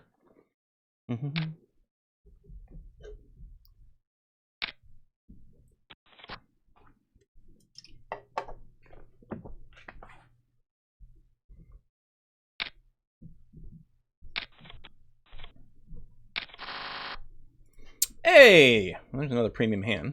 Someone says maybe I need to, and maybe we have. No, I mean we've actually still seen. We're actually, if people have been tracking our stats, we actually look like a loose player.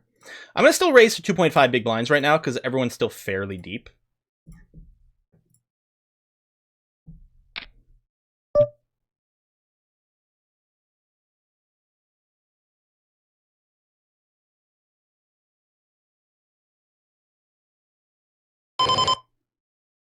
If he shoves, I call. We got a rebuy.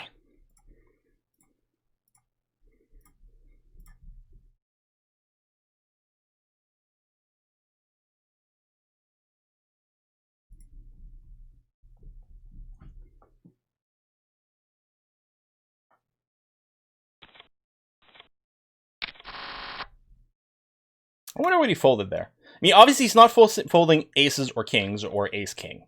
I mean, maybe. He could conceivably have ace-king and decide that he's beat. But I mean, why wouldn't he just call, right?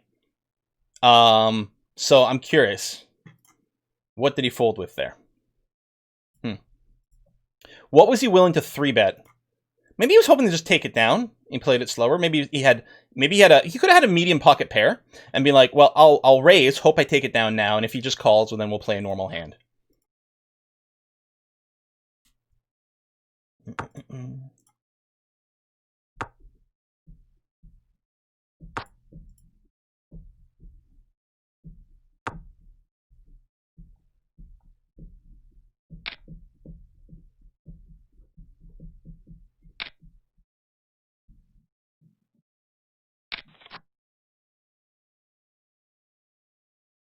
Now, if people had only been watching my last few hands, they might have started thinking that I was a tighter player because we haven't played a hand in a while. But if they've been monitoring our stats since we've been sitting at the table, we're actually involved in quite a lot of hands.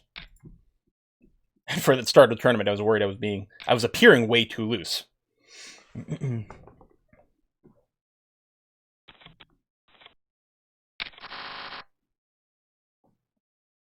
Easy fold.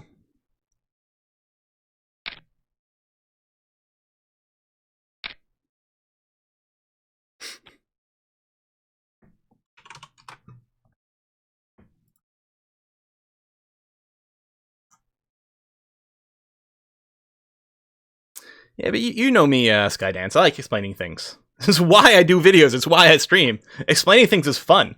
Because I love watching videos of people explaining stuff to me. And I love explaining things to people. I like knowledge sharing. So, yeah, we'll explain what blinds are. Why not? And the whole idea with this sponsored stream, right, is to showcase the fun of poker and to teach poker. Again, if, As always, I'll say poker is extremely fun, a hell of a good time. You should never play poker with money that is important, in any way whatsoever. Be careful with that. Sit down and whenever you sit down at a poker table, you should always be thinking, if I lose all the money I buy in with, that's fine. It's money I would have spent on a video game or a night out or whatever. You have to be in that position where you're like, if in 30 minutes I go broke and I have to walk away, am I okay with that? Okay, well then that's okay, And again, if you play on these sites, on Pokerstars here, you can see on every page they've got this responsible gaming button. You can go in there and you can set up all kinds of limits on your account in terms of amount of money and things that you can play with or deposit or do anything like that. So, take a look at those features, think about if it's right for you. And of course, you can play for play money. And there are free roll tournaments as well that will potentially give you entry into, into a tournament where you can win real money. Or there are some free roll tournaments sometimes where you can actually earn money that way. Usually there's satellite into another tournament. I was very happy with the pre-flop call there because that was pretty good value for a hand that has a lot of potential. We have not hit that potential, and I am not going to try to take a stab over here. And we're not going to call. There are a couple of cards that could come on the turn that could be interesting. Imagine something like the 7 of Diamonds. Wouldn't that be interesting fun? But no. Would have been great to see a free turn, because then things might have gotten real spicy. So we got like a lone king here. Effectively pretend the 4 isn't even there. If I was in the big blind, I would complete. But for all I know, the big blind might decide to raise here, and I'd be in a really awkward position. And my position's that much more worse, because there's one extra person who's going to be acting behind me on this hand. So it's like a million times worse in this situation to be in the small blind than the big blind. It's more expensive to get involved, and all kinds of shenanigans could still have happened behind me. Big bet with the ace. Dick's saying I have an ace, or at least I don't believe you have an ace.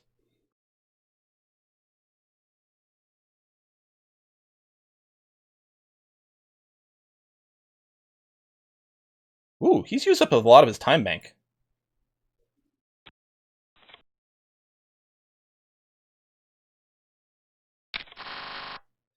Pocket jacks in a great position. I'm going to re-raise here. Well, I'm definitely going to be putting in a big raise here. I'm definitely going to... I do not want to play pocket jacks against this many people. I'm going to do a pot-sized bet and hope we just take it down here. Or we only get one caller. He raised. He might re-raise here. He might have a monster. In which case, I mean, we're probably going with it at that point, because the amount of money that would be in the pot, we're ahead of ace-king. Like, ace-king suited... That I didn't expect as much. All undercards. The only thing we're worried about here is that someone hit a set and we're just screwed. But we are going to bet with enthusiasm over here because there's straight and flush possibilities. And if an ace, king, or queen lands later, we will be very unhappy. There's still 2 other people in the flop, fairly coordinated, and 3 overcourt cards that could fall and ruin our day. I just want to end that pot right there and be very pleased with that. All right. Hey, we're back over the thousandth place. I can never say that. We're back over the 999th position, you guys. We're in 3-digit land. I'll probably change in a second as one other table, something happens over there. But so, Hoffer is going to get real pissed that people keep re-raising him. It's 2 hands in a row. He opens with 2.5, and someone comes over top of him. Poor Hoffer. Are you making a stand here, buddy? Oh, he just calls. So we got a raise, a re-raise, a call on the re-raise from an early position. That's bold, because Hoffer, the thing is, when he did his call, he didn't know if Hoffer could, put in another raise. He does bet here. So I think Horwath's got a legitimately pretty strong hand. He's betting with the king down there. I feel like if he's betting with the king, like from early position, I feel like he must have ace-king. Makes me a little wonder why he didn't re-raise himself. Now, there's 3 to a flush. King, queen. Maybe Koro, he could have had a jack and been like, maybe I can just take it now? I'm kind of hoping it goes to a showdown because I want to know what the story is here. So check, bet, call. Maybe he's got, like, he's still got ace king. Maybe he was afraid of the flush. So maybe he's just slowing down because he's a little afraid of the flush. He's not anymore because he's got a full house. If he's got a pair, he's got a full house. 6, 6, 6. The number of M. Koroshkin. And Azez, it could be, I really wish it had gone to a showdown so we could see those hands. This would be like one of those hands, like, televised, would probably be epic. Imagine Azez dropped, folded a flush there. Because it definitely felt like Koro was 100% representing a full house. Whether he had the king or not, right? He could have had a pocket pair that he was maybe playing a little enthusiastically on the flop, but he still had a full house by the end. I don't know.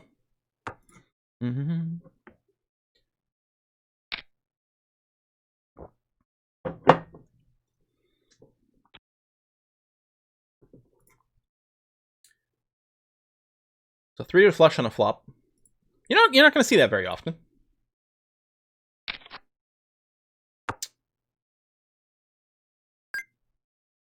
So, I mean, there's straight possibilities here, too. You don't feel very confident with straights when there's a flush out there.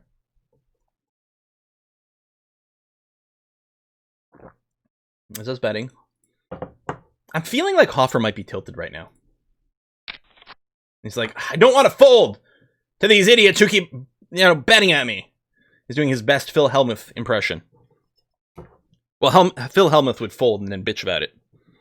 Which is like, at this point, I'm pretty sure it's 90% an act. I don't think he actually tilts the way it looks like he tilts. It's expected for TV. He gets a lot of sponsorship money because he gets a lot of TV time for his rants. I don't know. I haven't watched as much poker for the last few years. I don't know if he's still the same sort of, ultra ranty dude as he used to be. But I think a lot of it started legit. I think there's still some legit sometimes, but I think a lot of it is just part of the Phil Hellmuth brand now. Just like the Gordon Ramsay brand, right? It's like, yeah, he probably, he gets cranky about things, but not to the extent that they put on American TV, especially. Queen Jack offsuit in early position is really not how you win money. If I was going to do anything with it, I would have raised to try to represent a stronger hand than it is. I don't really feel I limp in behind Mr. Loosey Goosey over here with Queen Jack. Oh, we would have flopped the straight, you guys.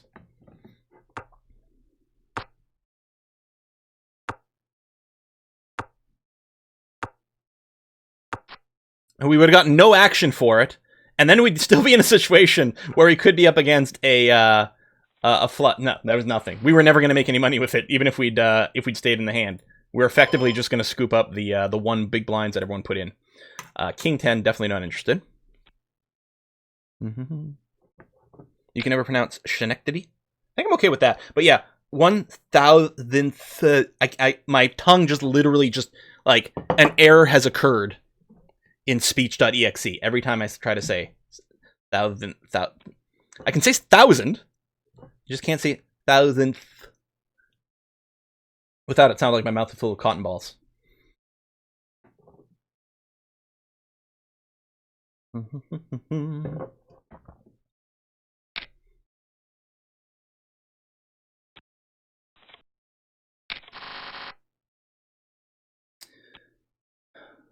What's an ace for? Not much, usually. Ace 4. I mean, in the big blind, it's going to be great if we can see it cheap. Again, it's mostly just a naked ace with no kicker. Yeah, we're not really looking to call that. Because a lot of things that he's going to be raising this with have us absolutely crushed. Like, if he's got an ace with any other card, basically, other than a 2 or a 3, we're absolutely obliterated. We don't want to hit an ace. It's not suited, so it doesn't really have potential to, hit a nut flush or anything like that. It's like, in this situation, be like, what do we do with this hand? Like, maybe we're ahead, or maybe we're a million miles behind. And again, either like you're way ahead. I mean, in this case, someone might play if they have a king, right, as opposed to an ace. Mm-hmm. Oh, 5. We make the wheel. Well, that's a big bet. And a call to a pot-sized bet is a serious bet.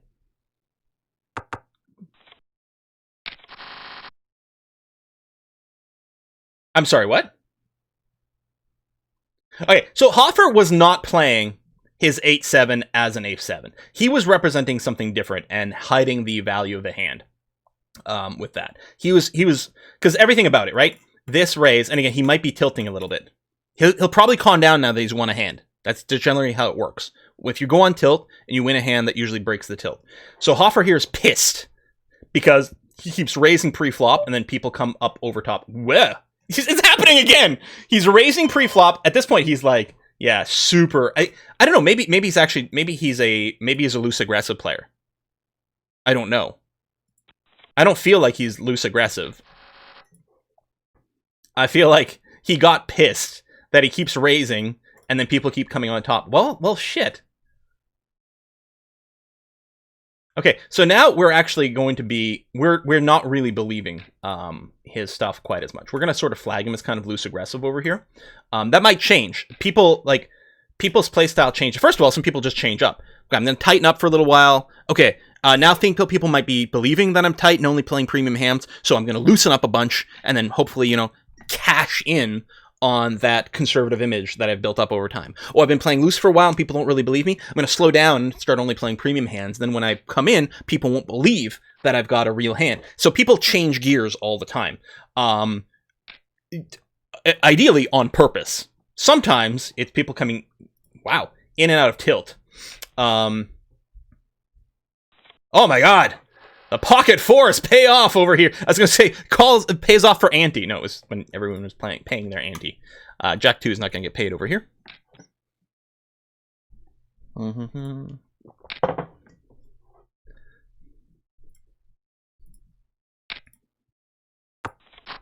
Yeah, tilt is just when you get emotional. I first heard that term as a poker term, but I've since heard it applied to lots of things. I think it came from poker, but I hear it in like video games and things all the time, right? Like in MOBAs, like your League of Legends and Dota and whatnot, like that, right? Someone's playing fairly solid, they're competing in the lane, and then they get killed, and then they get like kind of mad and they get upset. And then they come back in and they play like maybe more aggressively because they want some revenge, they want this, and then they just die a couple more times because of that. But yeah, you definitely see people go on tilt in poker, and it's important to like spot them when they do that. You're much less likely to be able to bluff someone who's tilted. Like they're mad, they just want to win, right? They're gonna bet bigger. There's like maybe it's a sense of desperation, but mostly it's just driven by anger. So the only bigger stack at the table is Dicky over here. Annoyingly to my left, because the person to your left is in almost every hand, except when you were literally on the button, is going to be acting after you, so that puts you in a harder position.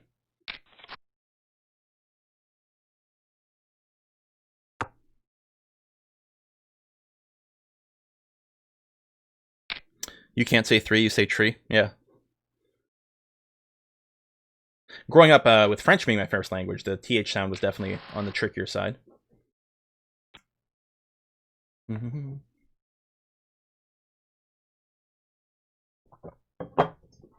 Mint tea.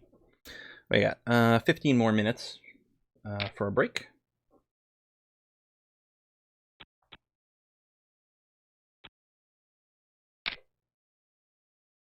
Completes the small blind, just checks. Yeah, Rustic likes to limp a lot. That is a well-coordinated board. That is... Alright, so we got 4 to a straight on the board. So any king or any 8 has a straight. Still a flush draw out there. I don't know what Aziz thinks a 1 big blind bet would have done in that situation. It's paired. Alright, so no flush. There's the 8. 9-4. I was gonna say, what was Rustic calling with? But I mean, Rustic, we feel could be calling down with just about anything. I'd very much like to be the person who takes the last of their chips if we can, but we ain't gonna do it with 9-4 offsuit.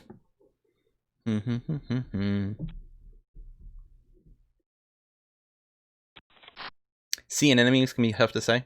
So I'm fine with that. Seeing enemies. I can't say Antonana Banana Revo.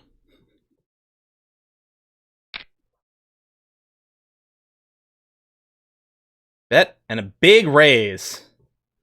Does Hoffer actually hit something this time? Or is he still a little... I feel like Dick is a very solid player. Dick's a very legitimate name for a person. So call, check. So when bet, raise, call, now he's going to check. Does Hoffer got another bullet? I mean, he could legitimately... People who are on tilt do get hands. Loose players do get hands. You know, fish do get hands. You never know.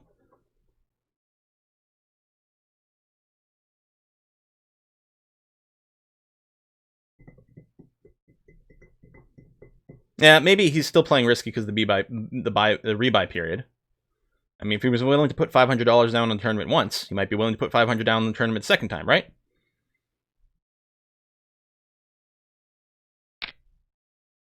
All in. I wonder if you could have just waited for Hoffer to make a bet and then shoved. And Hoffer feels angry, but he might not be angry enough to call on for his tournament life here. So, I mean, we've got 3 to a straight. A 10 finishes it. And 10 ace would be the nut straight.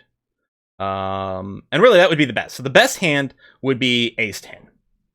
With a single 10 being the second best hand. And then after that, a set. And then after that, 2 pair. So, Well, tilt might be from pinball. Certainly, I mean, tilt is a term in pinball. And that may be where poker borrowed it from. Tilted is broken. I mean, the difference is a pinball machine that is tilted just breaks down. But I guess when you're mad, you tilt the pinball table, so maybe that would apply there. I guess I can see that.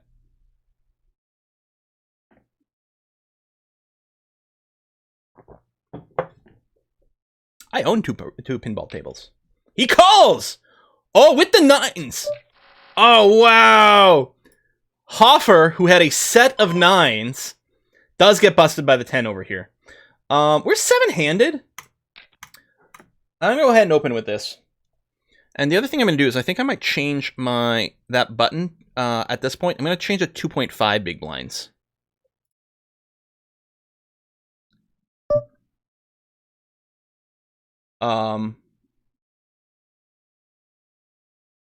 Okay, he's loose, but not aggressive. He's loose passive. I don't think I'm calling with ace-10. He's short-stacked. Later in the tournament, this would be a pretty easy call. But there's one other person behind me. If it was just me and Rustic, there'd be more consideration. But I think here I kind of have to not go for it. I'm not happy that I didn't go for it, though. There you go. I'm just changing it to 2.25.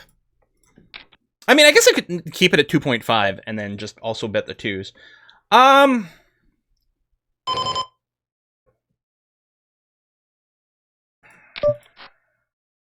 No, okay.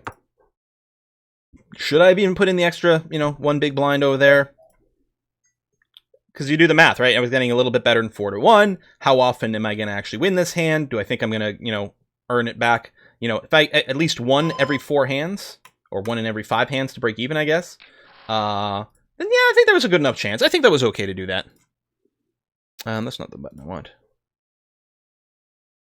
You know what? Yeah, because what's the difference between 2 and 2.5? And 2.25? Nothing. Okay, if it was a raise from here, I'd re-raise it. I'm going to call because it is a pretty strong hand, but we have to have big alarm bells going on over here. I'm going to open for half the pot. Because if I just check, call, I don't have information. Here, I want to know, is my queen good? Call? I don't think they both have queens, but... Well, what am I afraid of? Ace queen. You know what? I have a good kicker. Okay, this is gonna go check check. I'm gonna call him this time.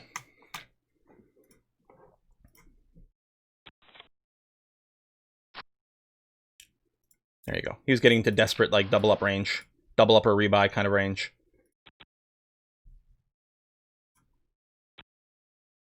Being in a replace, I was fine with going check on the turn, because if someone bets, I was calling, right? But, let's just min-raise here. It had gotten to the point where I felt like, especially the second time, if I was making another half-size bet, first of all, it was a pretty big bet. Okay, I can't play with this, but I'll play it slow here. It would have been like a half-pot bet would have been fairly substantial at that point, and I was afraid the only people that would call me at that point wouldn't be a draw. It would be someone who's got, you know, who's slow playing their set or something like that. But I was like, if I just check and someone bets, again, other than being afraid of ace queen, which I still would have called, there's a lot of other things people might bet that I would call.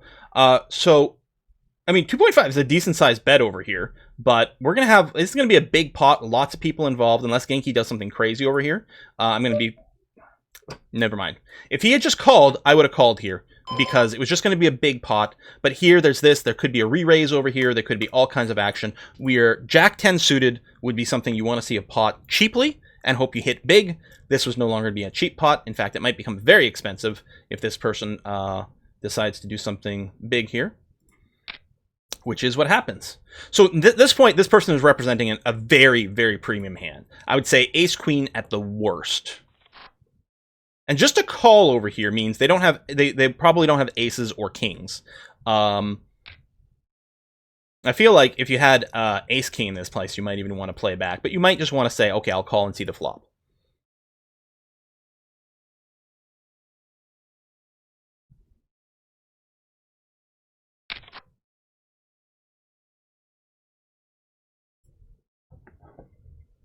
Oh, I'm just seeing the hand where I don't call rustic pre-flop with my ace-10, which may have made a mistake, I don't know. But it is nice that we get to sort of make up for that mistake a couple of hands later.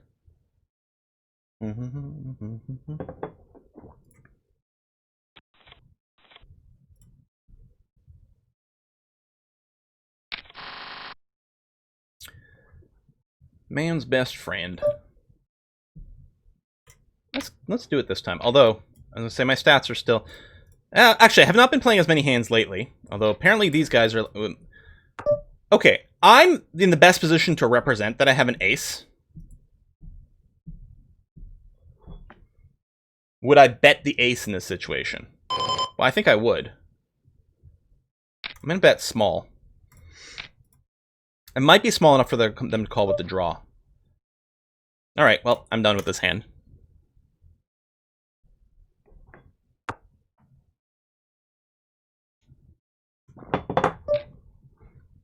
No.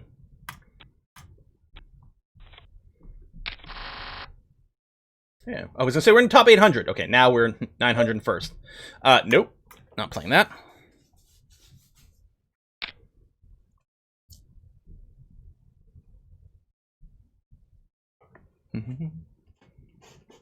Oh, people are discussing the calling the 9-8 in the big blind.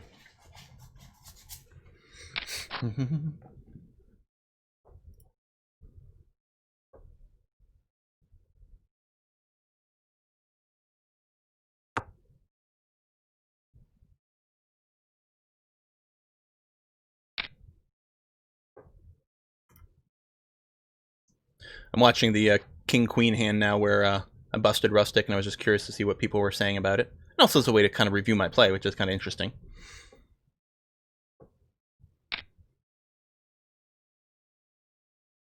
Yeah, calling that all in from him in that situation was super easy. It was incredibly easy to do. And I called it basically instantly.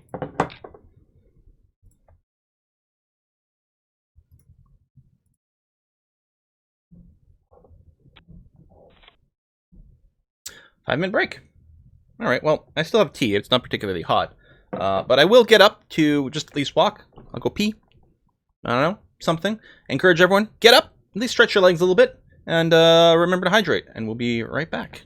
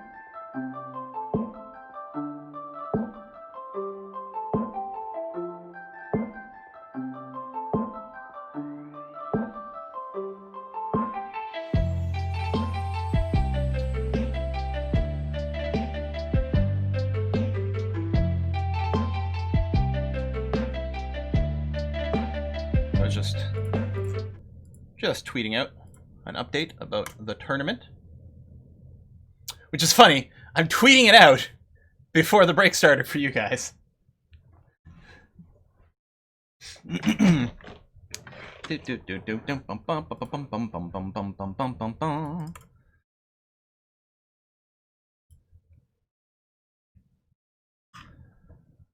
Top 1,200 pay.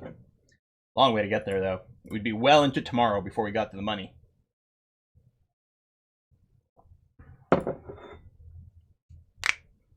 Assuming the servers stay up the whole time, we'll be playing until 7, 8 p.m., something like that. Oof. I won't be streaming that long. Even if I'm still in the tournament, we'll probably do 1 more hour of streaming, just because I'm pretty into it right now. But if I'm still in the tournament at that point, I will stop playing poker. So next break is probably going to be the end of the stream. One way or t'other. Because technically the 2 hours, which is what we've hit now, that's what has been sponsored. But I'm having a good time. Hope you guys are having a good time.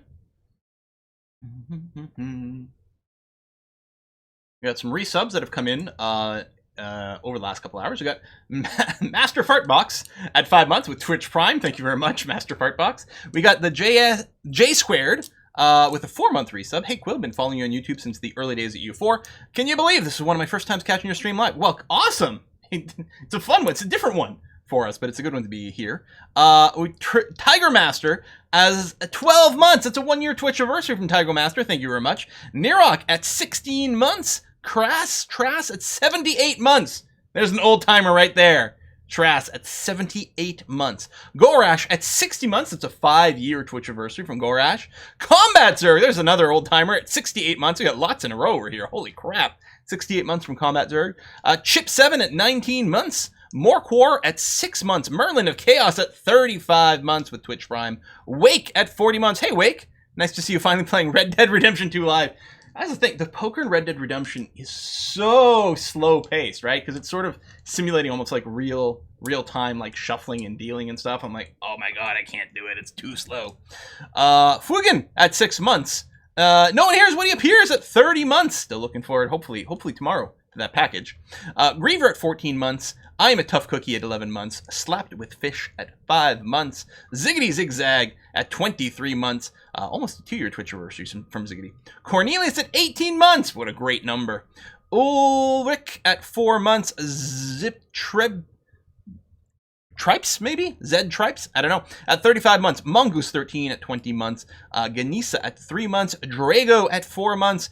Merciary at 22 months. You bring the light in at 45 months. Pendalin at 12 months, a 1-year Twitch anniversary. Mark Hecklin at 37 months. Locusta, 22 months. Thank you very much for all those resubs. And actually, just now, we got New Roman, who's come in at 14 months. Hey, Quill, loving the poker videos. Keep being amazing and wonderful. Thank you very much, New Roman. And we are back to this. And we are not back, because I am folding that hand. Woo! What happened to the Die of Destiny? Apparently, I'm actually playing a little more try-hard now. I still use it last couple of tournaments, like last stream on Thursday. We did it a couple of times. For like, well, I could go either way. Let's leave the die, make the decision. But we also, I think, okay, let me check. I think Thursday is another knockout poker tournament. Let me double check that, because we like to play those a little loosey goosey. So this is the 10th. So next one's on the 14th. Yeah, which is another knockout tournament. Like the last one, except with a $1,000 buy-in. So I think the bounties will start at $250. So if we knock someone out, we get $250 like instantly added to our account. That'll be Thursday. So we're playing another knockout tournament. And that was crazy fun last Thursday. Unfortunately, we didn't actually knock anyone out, which is kind of frustrating. We have knocked out, at least one person so far today.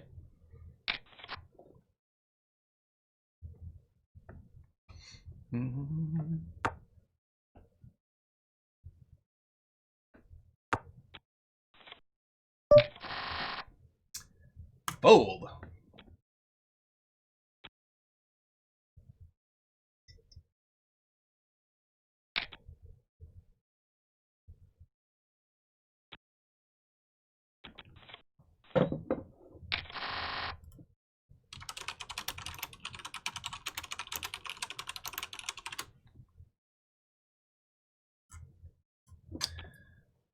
So the problem with 3-4, right, in terms of connected suitors, what's awkward about 3-4 is that it actually can make fewer straights. I guess that's not true, because ace 2-3. All right. Oh yeah, no, yeah, it can't. It makes fewer straights than 4-5, 5-6, so on and so forth. Because you need ace 2 and a 5. Like, it doesn't have as many possibilities.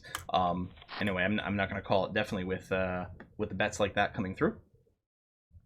So we don't know anything about Genki. Genki is new to the table.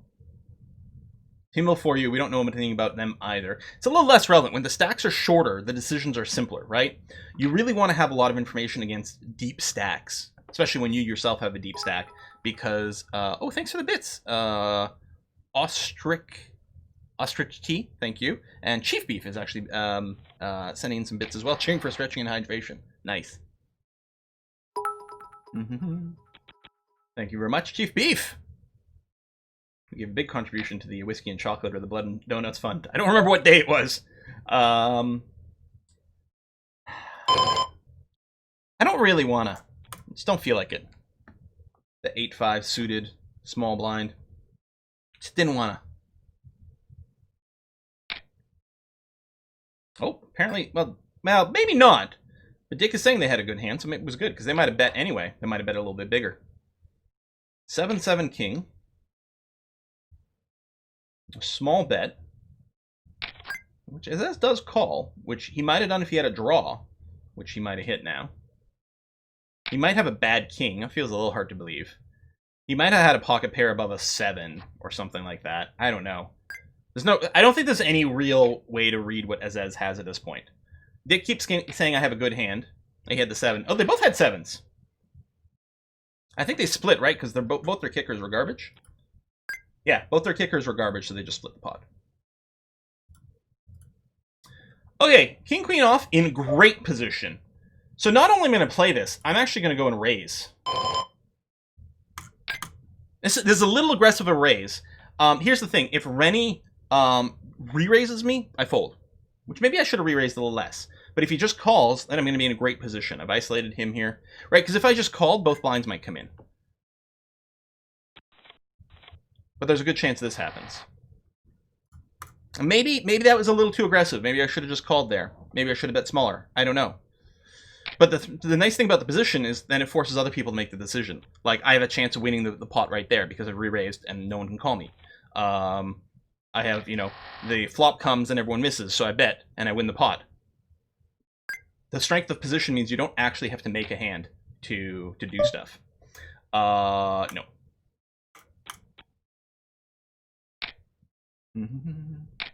Hype train on its way.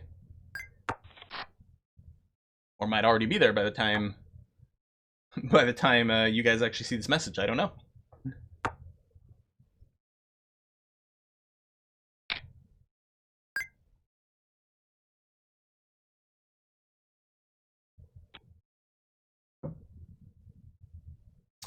Empois, 4 minutes ago, said, "Hey Quill, I know you like whiskey. How about rum? Decided to spoil myself with Bayou XO today." I'm not a huge rum drinker. There are some cocktails that are based around rum that I enjoy, but as a general thing, rum's not really my vibe. White rum, maybe more than spiced rum, is okay with me, just because it's just a little bit more neutral, and again, it's fine as sort of a mixer in a cocktail. Like, what are rum-based cocktails? Like, any of the tropical cocktails that are not made with tequila would be rum-based, generally speaking, right?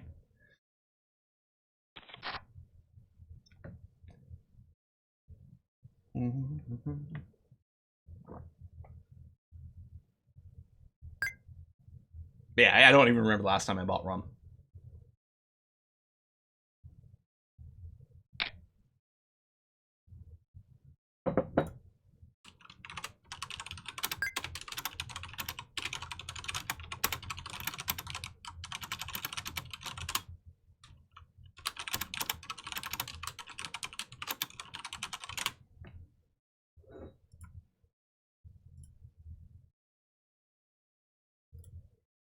Holy shit! Just looking at chat.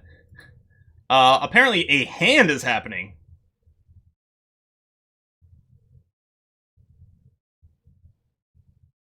So I'm assuming it went bet, raise, call, re-raise, call, fold. What?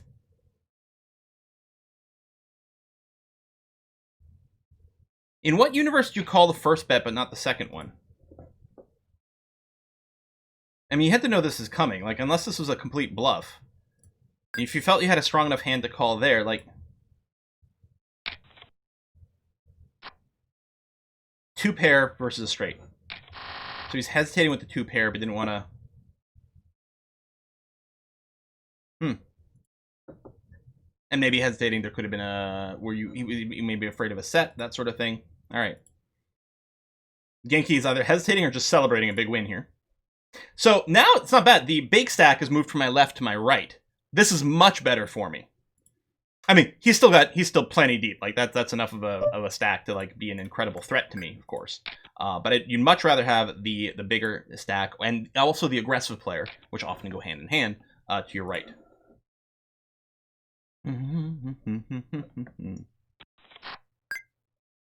Hey, there's the hype train. Lots more subs coming in. Well, if I decide to keep playing after the next break, which again I don't. Ace King offsuit is actually something I lose a lot with.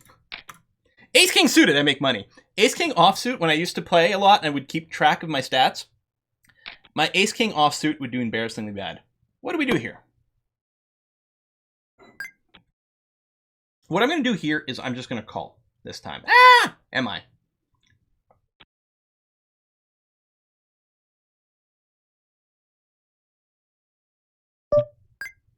You can go back and forth. You can do different things.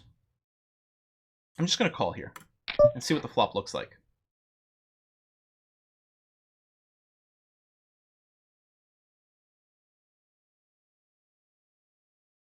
So the other way I could have played this. Now that's interesting. Check, check. I wonder if he's also got Ace King or if he's slow playing. Did he have queens and he's slow playing? I could bet out here. I think what I'll do is I'll check call. I don't know. Does that make much sense? Does he have a small pocket pair?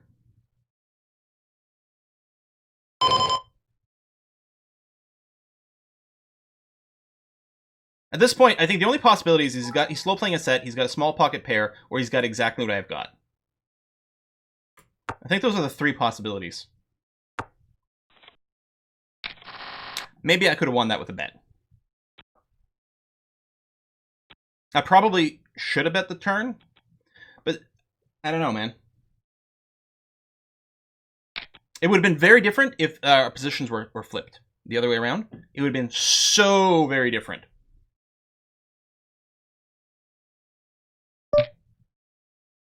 I say, and then I'll get another hand that's exactly the same but flipped around and it won't be any different. That's an easy fold.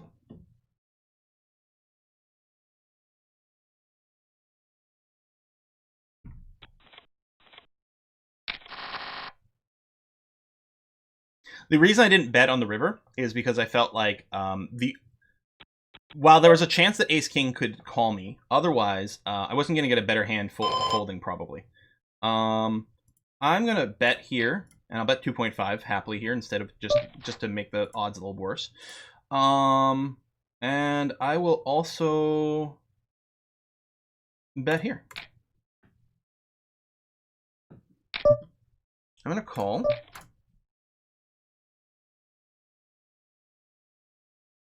So I've got the flush, but the king and the queen is a better flush here. I'll just check, because either he's got it, or he's going to be scared. So this is either going to be I'm going to make no money, or I'm going to lose a lot of money. I think I have to call down here.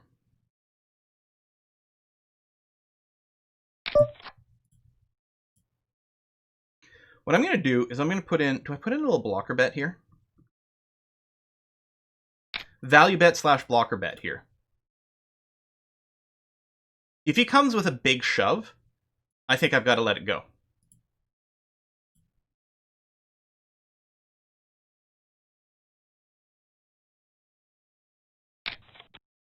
Okay. Because here's the thing. If I had just checked to him, he might have thought, oh, I can bet and maybe steal it. With this bet, it was a value bet, but it also looks like a value bet. I am sort of saying here, I have a flush. I'm betting small enough that I want you to call to pay off my flush. He had ace-2. He just had the ace. I'm actually quite surprised he called me with just the ace. But I guess he correctly figured that I also didn't have an ace, which was correct. And because of my play, I guess, yeah, he was like, well, he might have the flush, but it's cheap enough, I've got to call it. So I think I got kind of perfect value out of that hand. Maybe by accident. But I think I might have gotten perfect value out of that hand.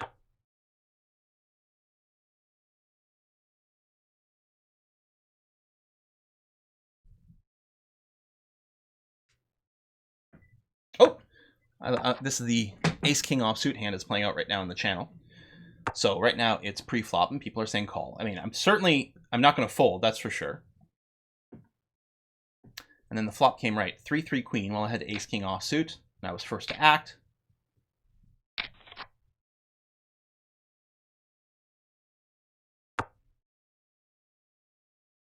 Problem is that jack on the turn was sort of a second scare card. If it had gone like check check on the flop and then like a 7 came down on the turn, I think I would have bet out. Probably I would have been called and then the river would have gone check check anyway, and we would still split the pot. I think that there was basically no way that hand was going to happen that wasn't a split pot with what we had. There might have been a way to scare him off, but I would have had to bet the flop and then bet the turn, and then maybe I get him off his ace-king. But that's a bold move when I've effectively got nothing but ace-high. Oh, Donald, I missed the 500 bits in that hand, because, you know, there was things going on, but I'm sorry I missed that. So Turd Wimple gave 100 bits. Thank you very much for that. Donald with 50 bits as well. Oh, Melissa Riddle with the 5 gift subs. Thank you so much for that. Silverfish with the gift subs. Parduke with the gift subs. That's why there's so many subs all of a sudden. Oh, thank you very much for that. Also, 1,000 bits. Hang on. 1,050 bits from Ramus the Flame. Oh, that was 4 days ago. Never mind. This scroll went oh far. I'm gonna min raise open with this. I want to minimize how much I commit right over here, because it's very much a drawing hand.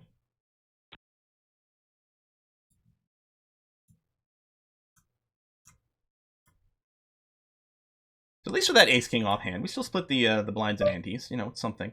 I am not interested in calling this, especially with someone behind me.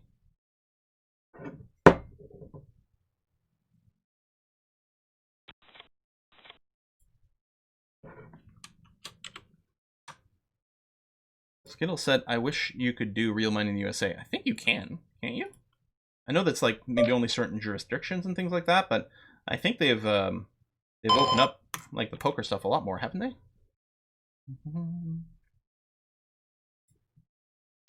And yeah, the buy-in for this was $530, but the tournament ticket was provided by Pokerstars, who are sponsoring the stream. Although I've now gone past the 2-hour period that technically they have sponsored. But we're going so well! 724th out of 7,000 remaining people, with the top 1,000 or so paying.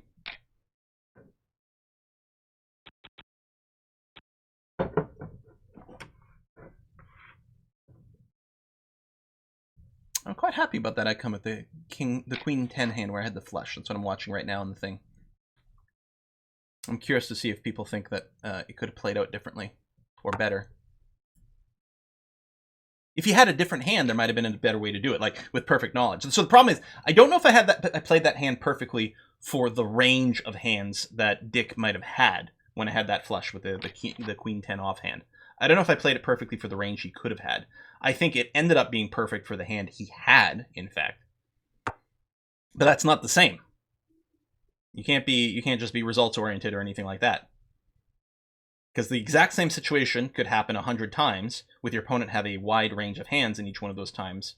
And so the question is, which line of play is going to result in gaining the most money the most often, or losing the least money?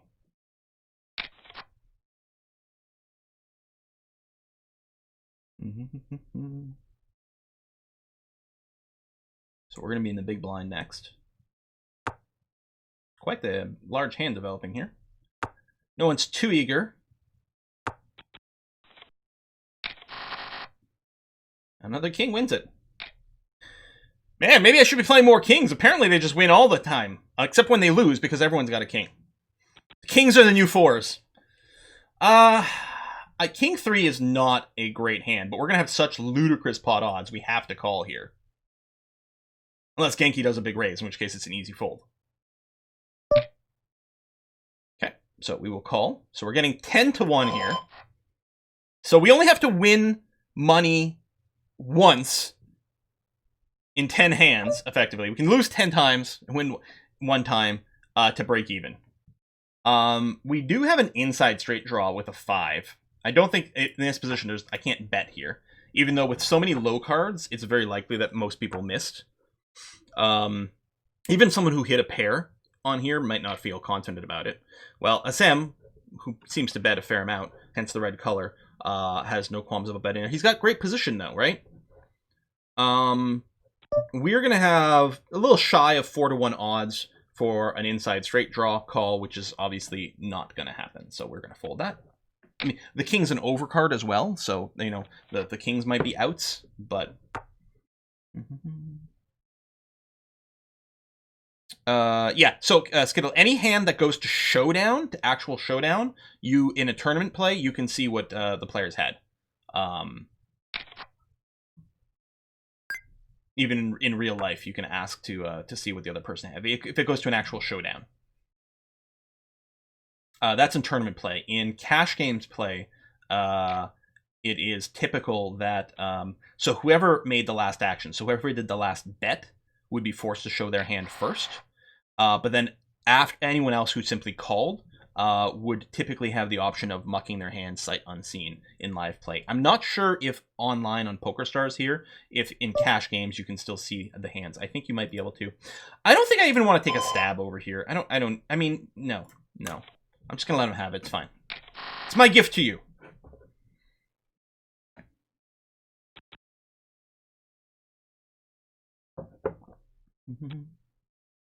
If you fold anywhere that's not a showdown, right? If you fold any other time, no one can see your hand. But like, so if I go here, right? Anyway. No. Well, it's not a hand that went to the end.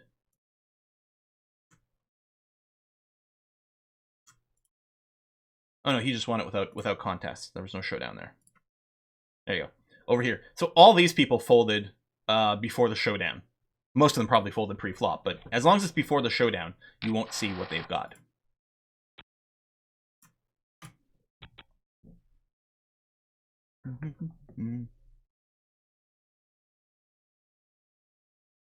How long is the tournament? Also, you can quit and save your chips and resume later. So this is actually a 3-day tournament, which I don't normally play in. A lot of times, I will play in shorter tournaments. So a lot of times, so these scheduled tournaments like this one here, right? It started at 1 p.m. Eastern time on Sunday. These scheduled tournaments tend to have a big guaranteed prize pool. Lots of people show up to play for them. And a good number of them are multi-day affairs. This is a 3-day tournament over here. It will go for, I think, 7 hours today. And it works differently for the second day, but I suspect it'll go for a similar amount of time on the second day. And maybe a similar amount of time for the third day. I don't know. But when I play tournaments, a lot of ones I would do would be sit and goes. Those are interesting because they're not scheduled. They're just like, there's always sort of a queue. Wow, there's a full house on the board. So basically, you just like sign up for a sit and go, and then when it reaches the number of players, it starts right away. And usually it's like they're starting constantly.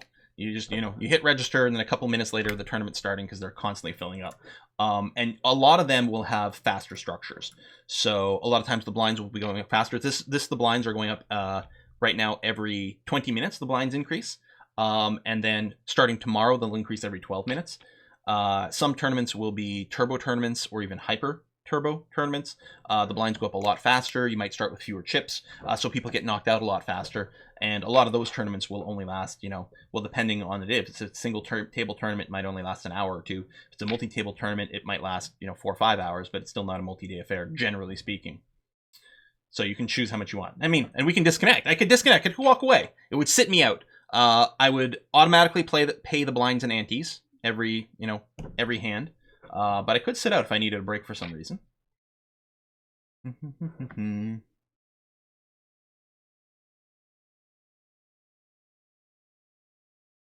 It's been a little while since we've had a hand we could play. Yeah, I don't think we've even played since we had the Queen 10 hand. We might have seen a flop from like the big blind, but that might have been it actually. What are my stats at? 27% hand seen. Yeah, so I definitely have not been seeing as many flops lately. Because probably my percentage for the last couple of orbits have probably been maybe below 20%. It's not because I've tightened up, it's just we haven't gotten anything. Got a re-raise here. And a lot of time spent thinking. I think that was an auto fold from timing out, but presumably, you know, hadn't decided. Name burned through their time bank quite early on. So if you don't know, so like every time it's to you, you've got 30 seconds to pick an action. Then if you go through those 30 seconds, you go into your time bank, which starts, I believe, at 45 seconds. But then you can see the time bank increases here every few levels. So if you're not spending it, you will get more and more banked in, you know, over time. It'll regenerate or just add up some more. Mm-hmm.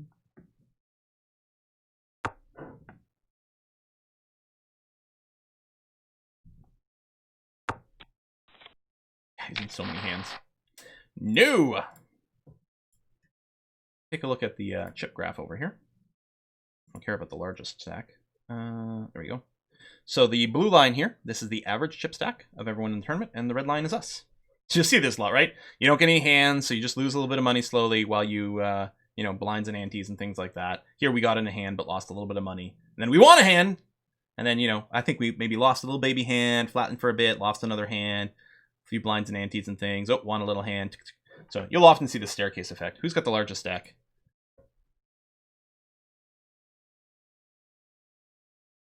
Is that not coming up, or is it because it's white on white? Huh, I don't know. Maybe there's too many people in the tournament, so it doesn't show it. Maybe there's some sort of magic number or something for that. There's a table over here. So yeah, I think we're going to be ending the stream when it gets to the next break, which is in half an hour from now.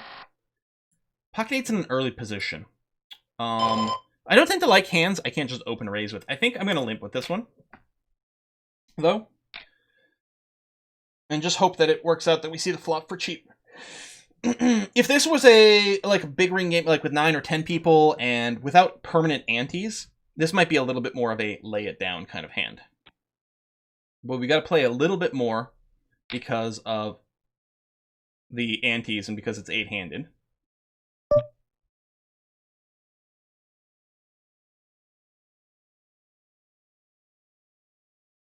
I am seriously considering a call here. Because there's a big range they could do it with. I don't think there's enough in the pot for me to say, well, I'll take even a coin flip. And of course, I'd be very, very behind a bigger pocket pair. But with one person to act behind me, and I don't know what they were necessarily going to be thinking about doing, yeah, I'll lay it down there. Because when people get short stacked and they do the shove like that, there's a wide range of things they might decide to do that with. I mean, I suspect, like, best case scenario is 2 overcards over there. I'd close the betting, but no. The best case scenario is 2 overcards, in which case I'm, depending on what they are, you know, I'm slightly in my favor, depending on exactly where they are. Let's call them 55% to me, 45% to them. Obviously, like, way behind. I think it's like 80% to them, 20% to me if they have an overpair. Most of the time, you're not up against a bigger pair. Most of the time, you'll just be up against 2 overcards. And so, if I could guarantee that it was against 2 overcards, against someone who wasn't going to bust me there, I would have made that call. But, and when they're short stacked, they're going to push with a lot more stuff. But I was like, I don't know.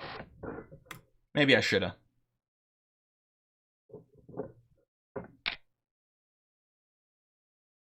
So 9-3 is obviously bad. If there was enough callers at one big bet and I could just get in for a half, I would do it. This makes the decision easy. I'm definitely not going to be calling it here because I'll be in a terrible decision the whole hand. It's a little bit more expensive. I mean, Azez could be doing this with a ton of different stuff. So how many chips do we have? 53,000. So we started with 25,000 chips. So we've more than doubled the amount of chips that we started with, which is nice. And actually, I think we started with 150 big blinds, actually. So, even staying ahead of the pace there, which is a lot harder to do. And this is interesting. I really want to get in a hand where I've got a strong hand against Azez, because I'll likely get paid out. Against Azez, I can probably play fairly passively, let him bet into me. I'm going to fold this. I'm not even going to try to steal the blinds with it. I could just let Azez bet into me, and then on the river, you know, just do the big raise there and try to clean him out. The payout? Oh, yeah, the payout table. So these are the payout tables over here. Currently, the top 1,300 places pay. So if I made the money at all, I'd get $1,200 at this point. And in terms of stack sizes, I'm in the money. But in terms of time, it's going to be all day tomorrow and like half the day, or all day today and half the day tomorrow, I think, before we got into the money. Big time investment. So again, I will be stopping the stream in 30 minutes here. If, and I'll keep playing on my own, I think. If I'm still in tomorrow, we will stream a little bit more of this tomorrow. If I am out, then we will be streaming Motorsport Manager, which is the plan. The scheduled thing for tomorrow is Motorsport Manager. But if I'm in the poker tournament at that point tomorrow, I'm going to be very close to the money, and I'll be, you know, quite eager to see if I can do that. Because sure, why not, right?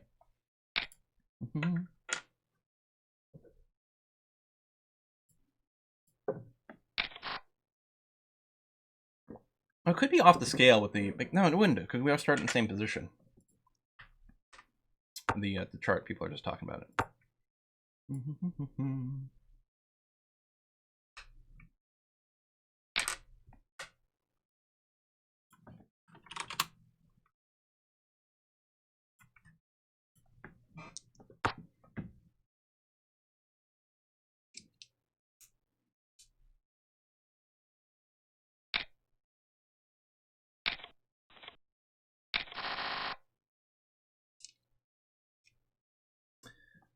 Easy fold.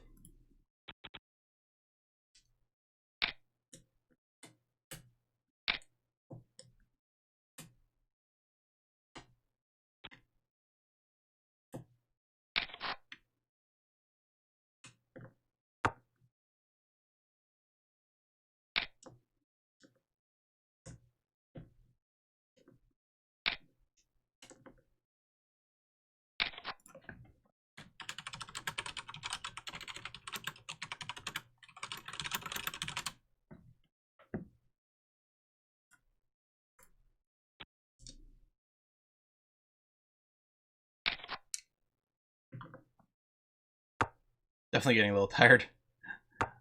Less talking. Nope.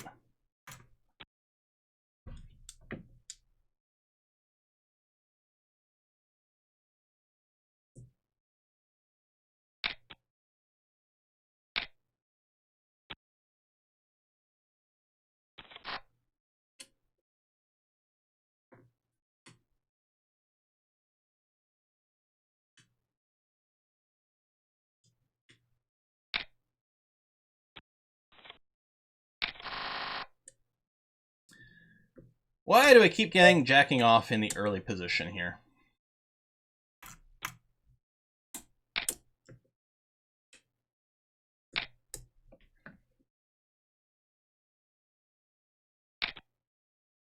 You're and Demonek is right. If it was a knockout tournament, I would have called it the pocket eights.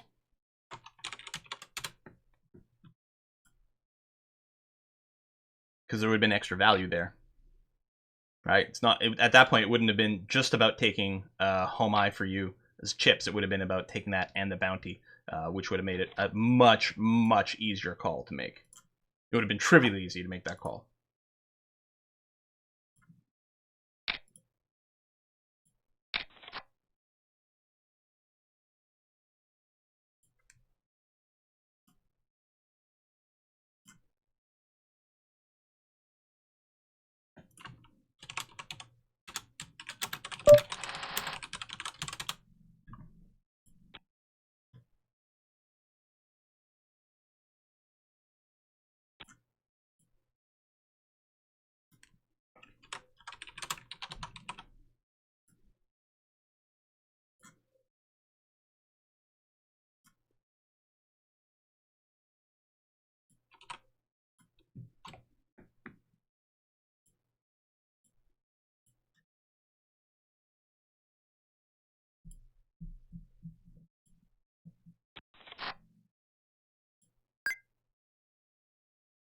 Hey, Golf Monk, thanks for the sub. 4 minutes ago.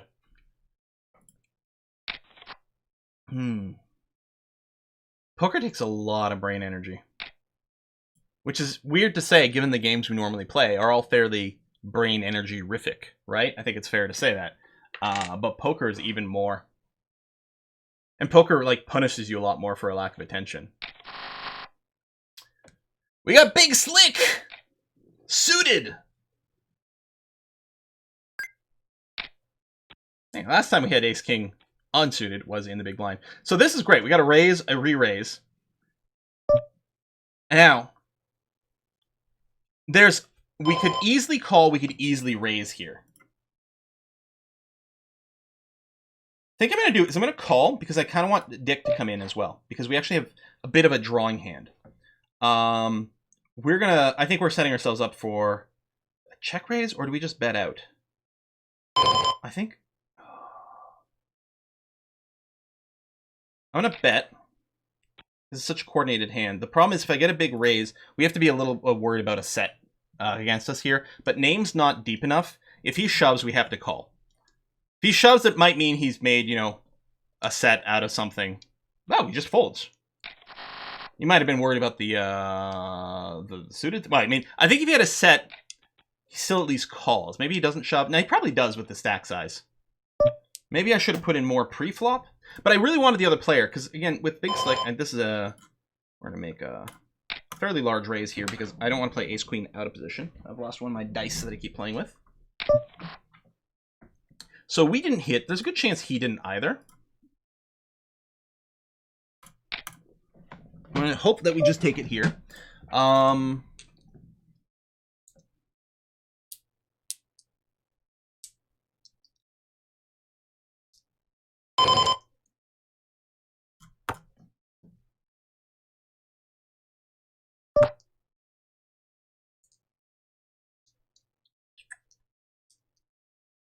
I don't feel like he's got a king. He might have the 10. If not, then it's a split pot with 2 pair and an ace kicker.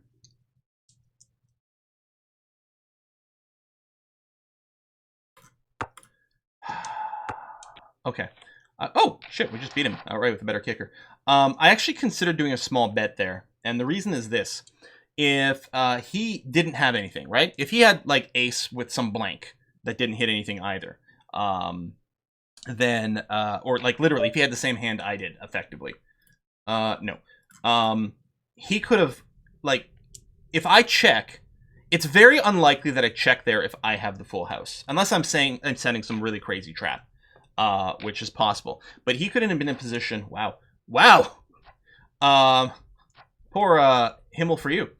Or Homie for you. I can't tell if that's an L or an I. If I check, I'm pretty much saying I don't have anything because, like, why wouldn't I have bet? And so he could bet, and then I'm in a situation of, if I fold, am I just folding out of the split, which sucks? So I want to call to get the chop pot, but I don't know where I am. So what I consider doing is doing a small value-looking bet for a couple of different reasons. One, it's always possible that I get another chop pot, someone else with an ace blank to fold, and then I win the chop. The other thing it does is it probably protects me against someone trying to, you know, do that shenanigan against me. But I didn't have quite enough time. I could have gone to my time bank, I suppose, to start considering it. It turned out it worked out great because it just went check, check. I'm just not sure if that was the correct move to do in general. I think a small sort of value-looking bet would actually be the correct play there more often. And I'll try to keep that in mind.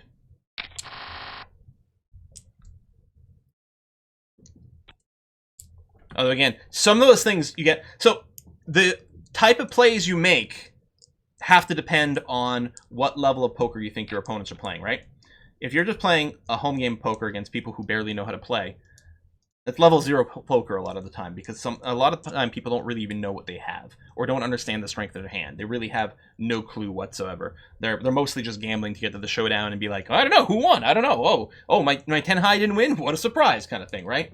Level 1 poker is when they at least understand what they've got and the relative strength of their hand. And then level 2 and so on is, level 2 is, but I also understand what you might have. And then 3 is, I understand that you understand what I might have, and da-da-da-da-da-da-da-da-da.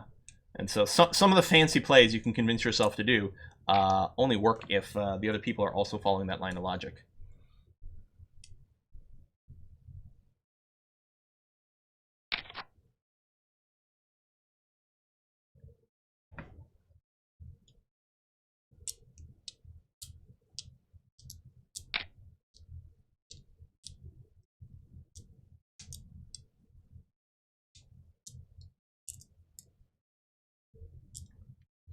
I'm just looking at the ace-king hand that just played out.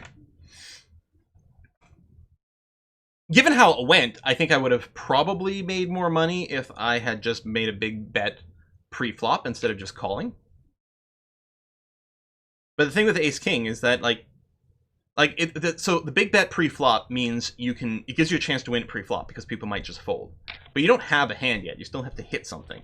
And yeah, you're going to hit something, you know, half the time or so.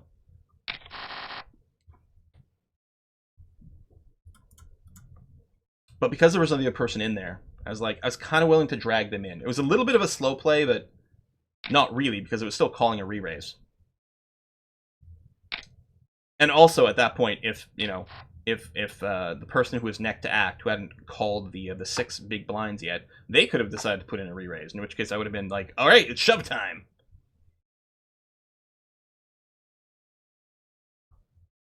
Yeah, the ace-q hand is really interesting. That's what's playing out right now.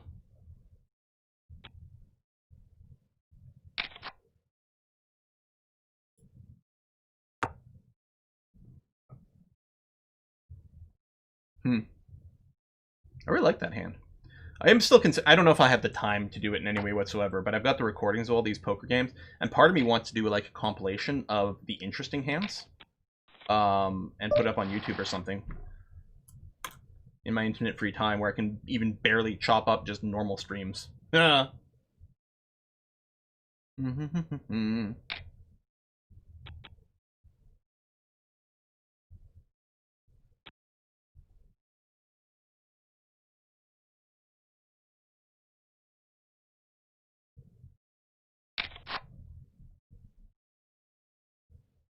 Yeah, a little peckish. What did I do? What did I have for breakfast?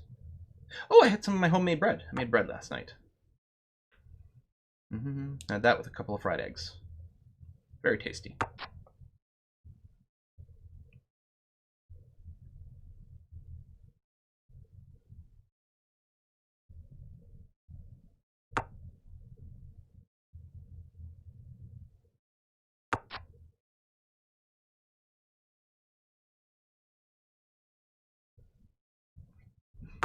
There's so much hesitation with this hand. No one even wants to take a stab at it. 8-6 offsuit in the big blind.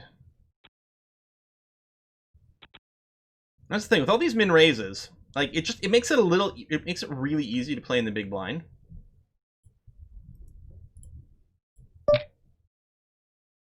I mean, might as well. 6-1, sure.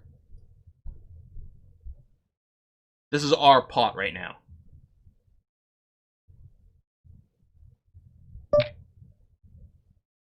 Or is it?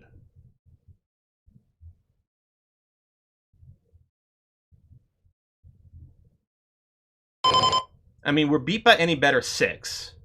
Clearly a 7. Plus, someone could have straight and flush possibilities.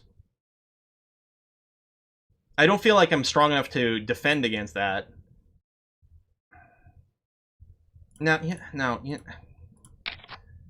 Saying it was now we get our own straight possibilities, but there's a second possible flush. I was hoping it was just going to be checked to me, and then I was going to bet probably exactly the same size, like 3 big blinds. This person clearly has something, or is representing that they have it. That's what they're saying. They might have had the 7, and they might have been, well, there's flush and straight possibilities. I've got to play it relatively quick. Or they might have just had a 6, but a better 6. Or they could have had pocket pair, I suppose. I don't think I want this. If I was in the big blind, I'd probably call.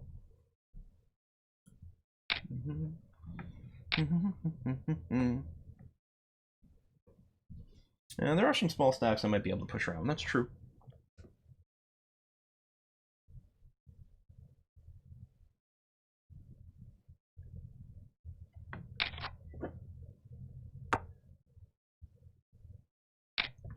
So about 15 more minutes until the next break, when we will be stopping the stream.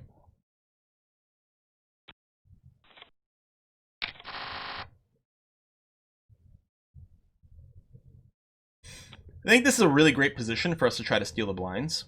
Koro's short, but not so short that they're just looking for any 2 decent cards to shove with. No, this is the wrong kind of thing. Again, if this was our tight player, this would be a great place to call. But with a loose player, it's a very different situation. With a loose player, what you want to do is you want a strong hand against them and punish. Whereas a tight player, you're more willing to play a wider range of hands with the thought that you might be able to steal it. You know, if they don't hit. I was going to say, this is a great situation for Koro, because he's almost certainly going to punish the person who's calling with a wider range. I mean, he hit a set against top pair over there. Like, honestly, that probably would punish just about anyone. Big bet coming in from Zez. Maybe a little tilted, I don't know.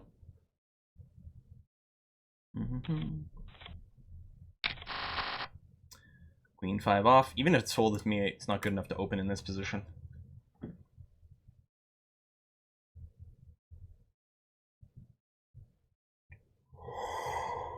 Yeah, it is time to end the stream. Whew. If I'm going to keep playing the tournament, I'm going to be blasting some tunes and probably put my desk in standing mode.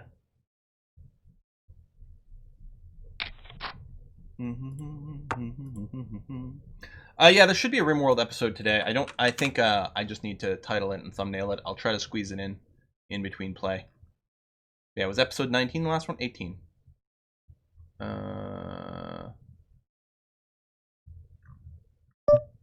Oh, 19. Okay, not yet. 19 went public. Oh, yeah, definitely need to get an episode up. They're recorded. They just weren't set because the streaming schedule has been crazy. That's a pretty easy fold here, I think.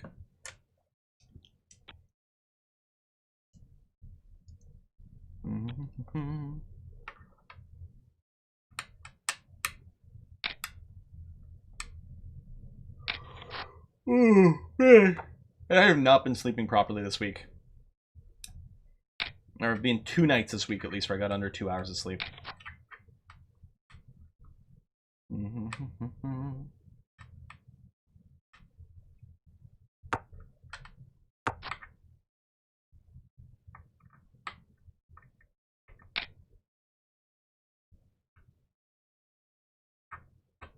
Warsaw betting in.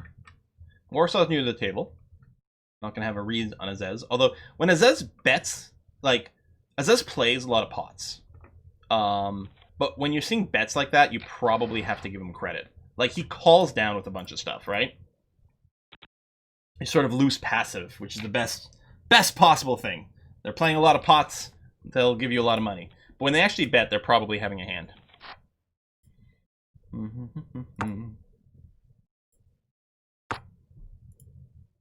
And even if he was just a completely wild player, then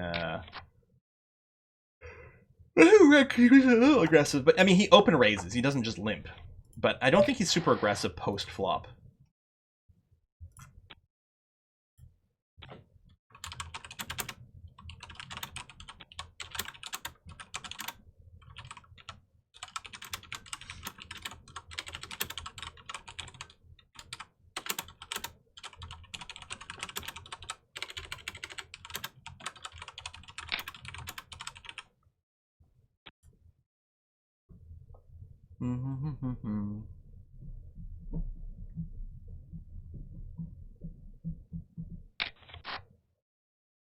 So I think these 3 people with the colored names, I think they're the only 3 people I started with at this table. I know Dick Dunquick's been here for a long time, and so is Rennie, but I don't think they were OGs.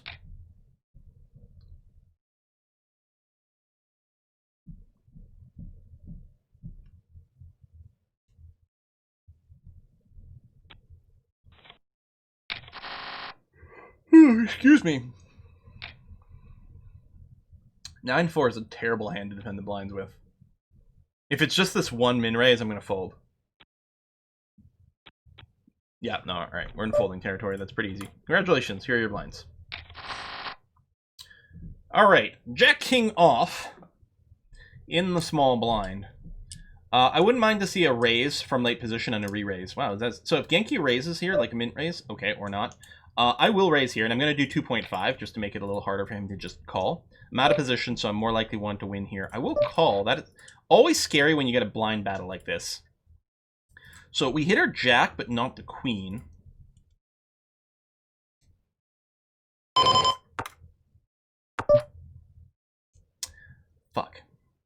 I was like, oh, went check, check. I'm easily going to bet here. I think I will still bet, trying to represent the ace. The problem is I'm worried he's got one too. Okay, in fact, I suspect he's probably playing something like ace-jack, ace-queen. We have a 10 would make us a straight. We can't call this. We'll just, you know, take our time folding to add some drama.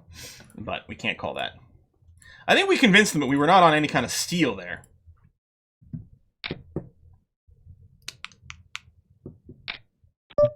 Since it went check, check, I'm wondering if he had ace-jack or something. He certainly played it like he had something like that. Oh, that hurt. It's the same thing that happened last tournament. Right at the end of the first day, I got in a blind battle like that where I had a good hand and turned out so did the other blind. I think last time I was in the big blind rather than the small, but it's the same sort of thing. And they're tricky battles because there's such a wide range in terms of what either player could have that it becomes very, very difficult to read. Same thing as when you get heads up in poker. Heads up means just like 2 players remaining, 1 versus 1. The dynamics are very interesting in that situation.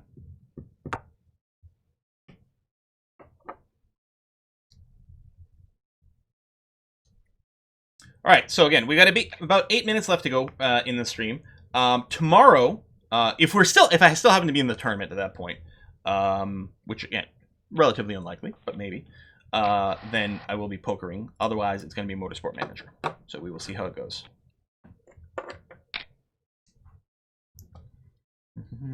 And yeah, if I'm tired, it'd be hard to play poker. And that's the thing. That's why a lot of times I play cash games or short tournaments, because when it gets to the point where I get tired like this, I'm like, you know what? It's a great time to step away. Tournaments are very exciting and very dramatic. But I personally don't actually tend to play in a lot of these long duration tournaments because I'm not sure what my stamina will be.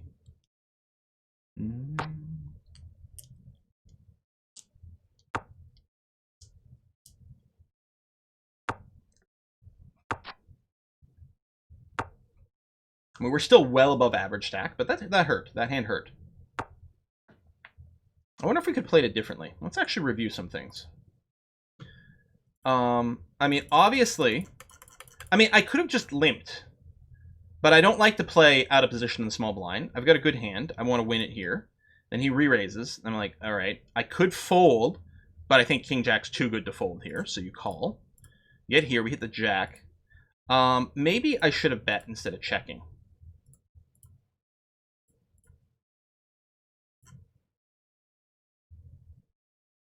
But, you know, yeah. And actually, betting it representing the ace was probably a low crit, because I felt like he was probably doing what he had because he had an ace. So I should have just checked folded on the turn. I think that was probably a mistake.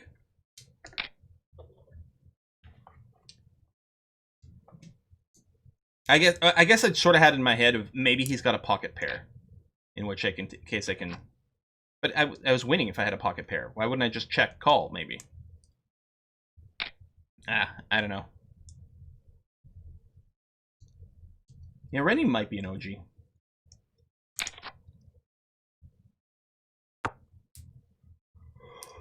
Yeah, I think the turn play. I think the turn play was a mistake there.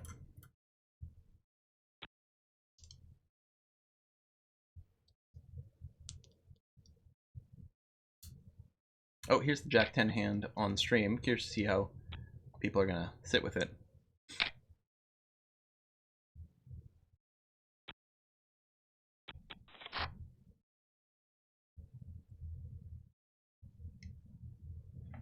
Oh, that's true. He played long enough for a Kiss for Luck. Oh, that's well, yeah. We'll definitely make sure to rate a Kiss for Luck. I wonder where she's playing today.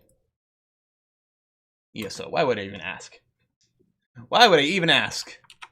So yes, when we wrap this up, so and from my point of view, in 5 minutes.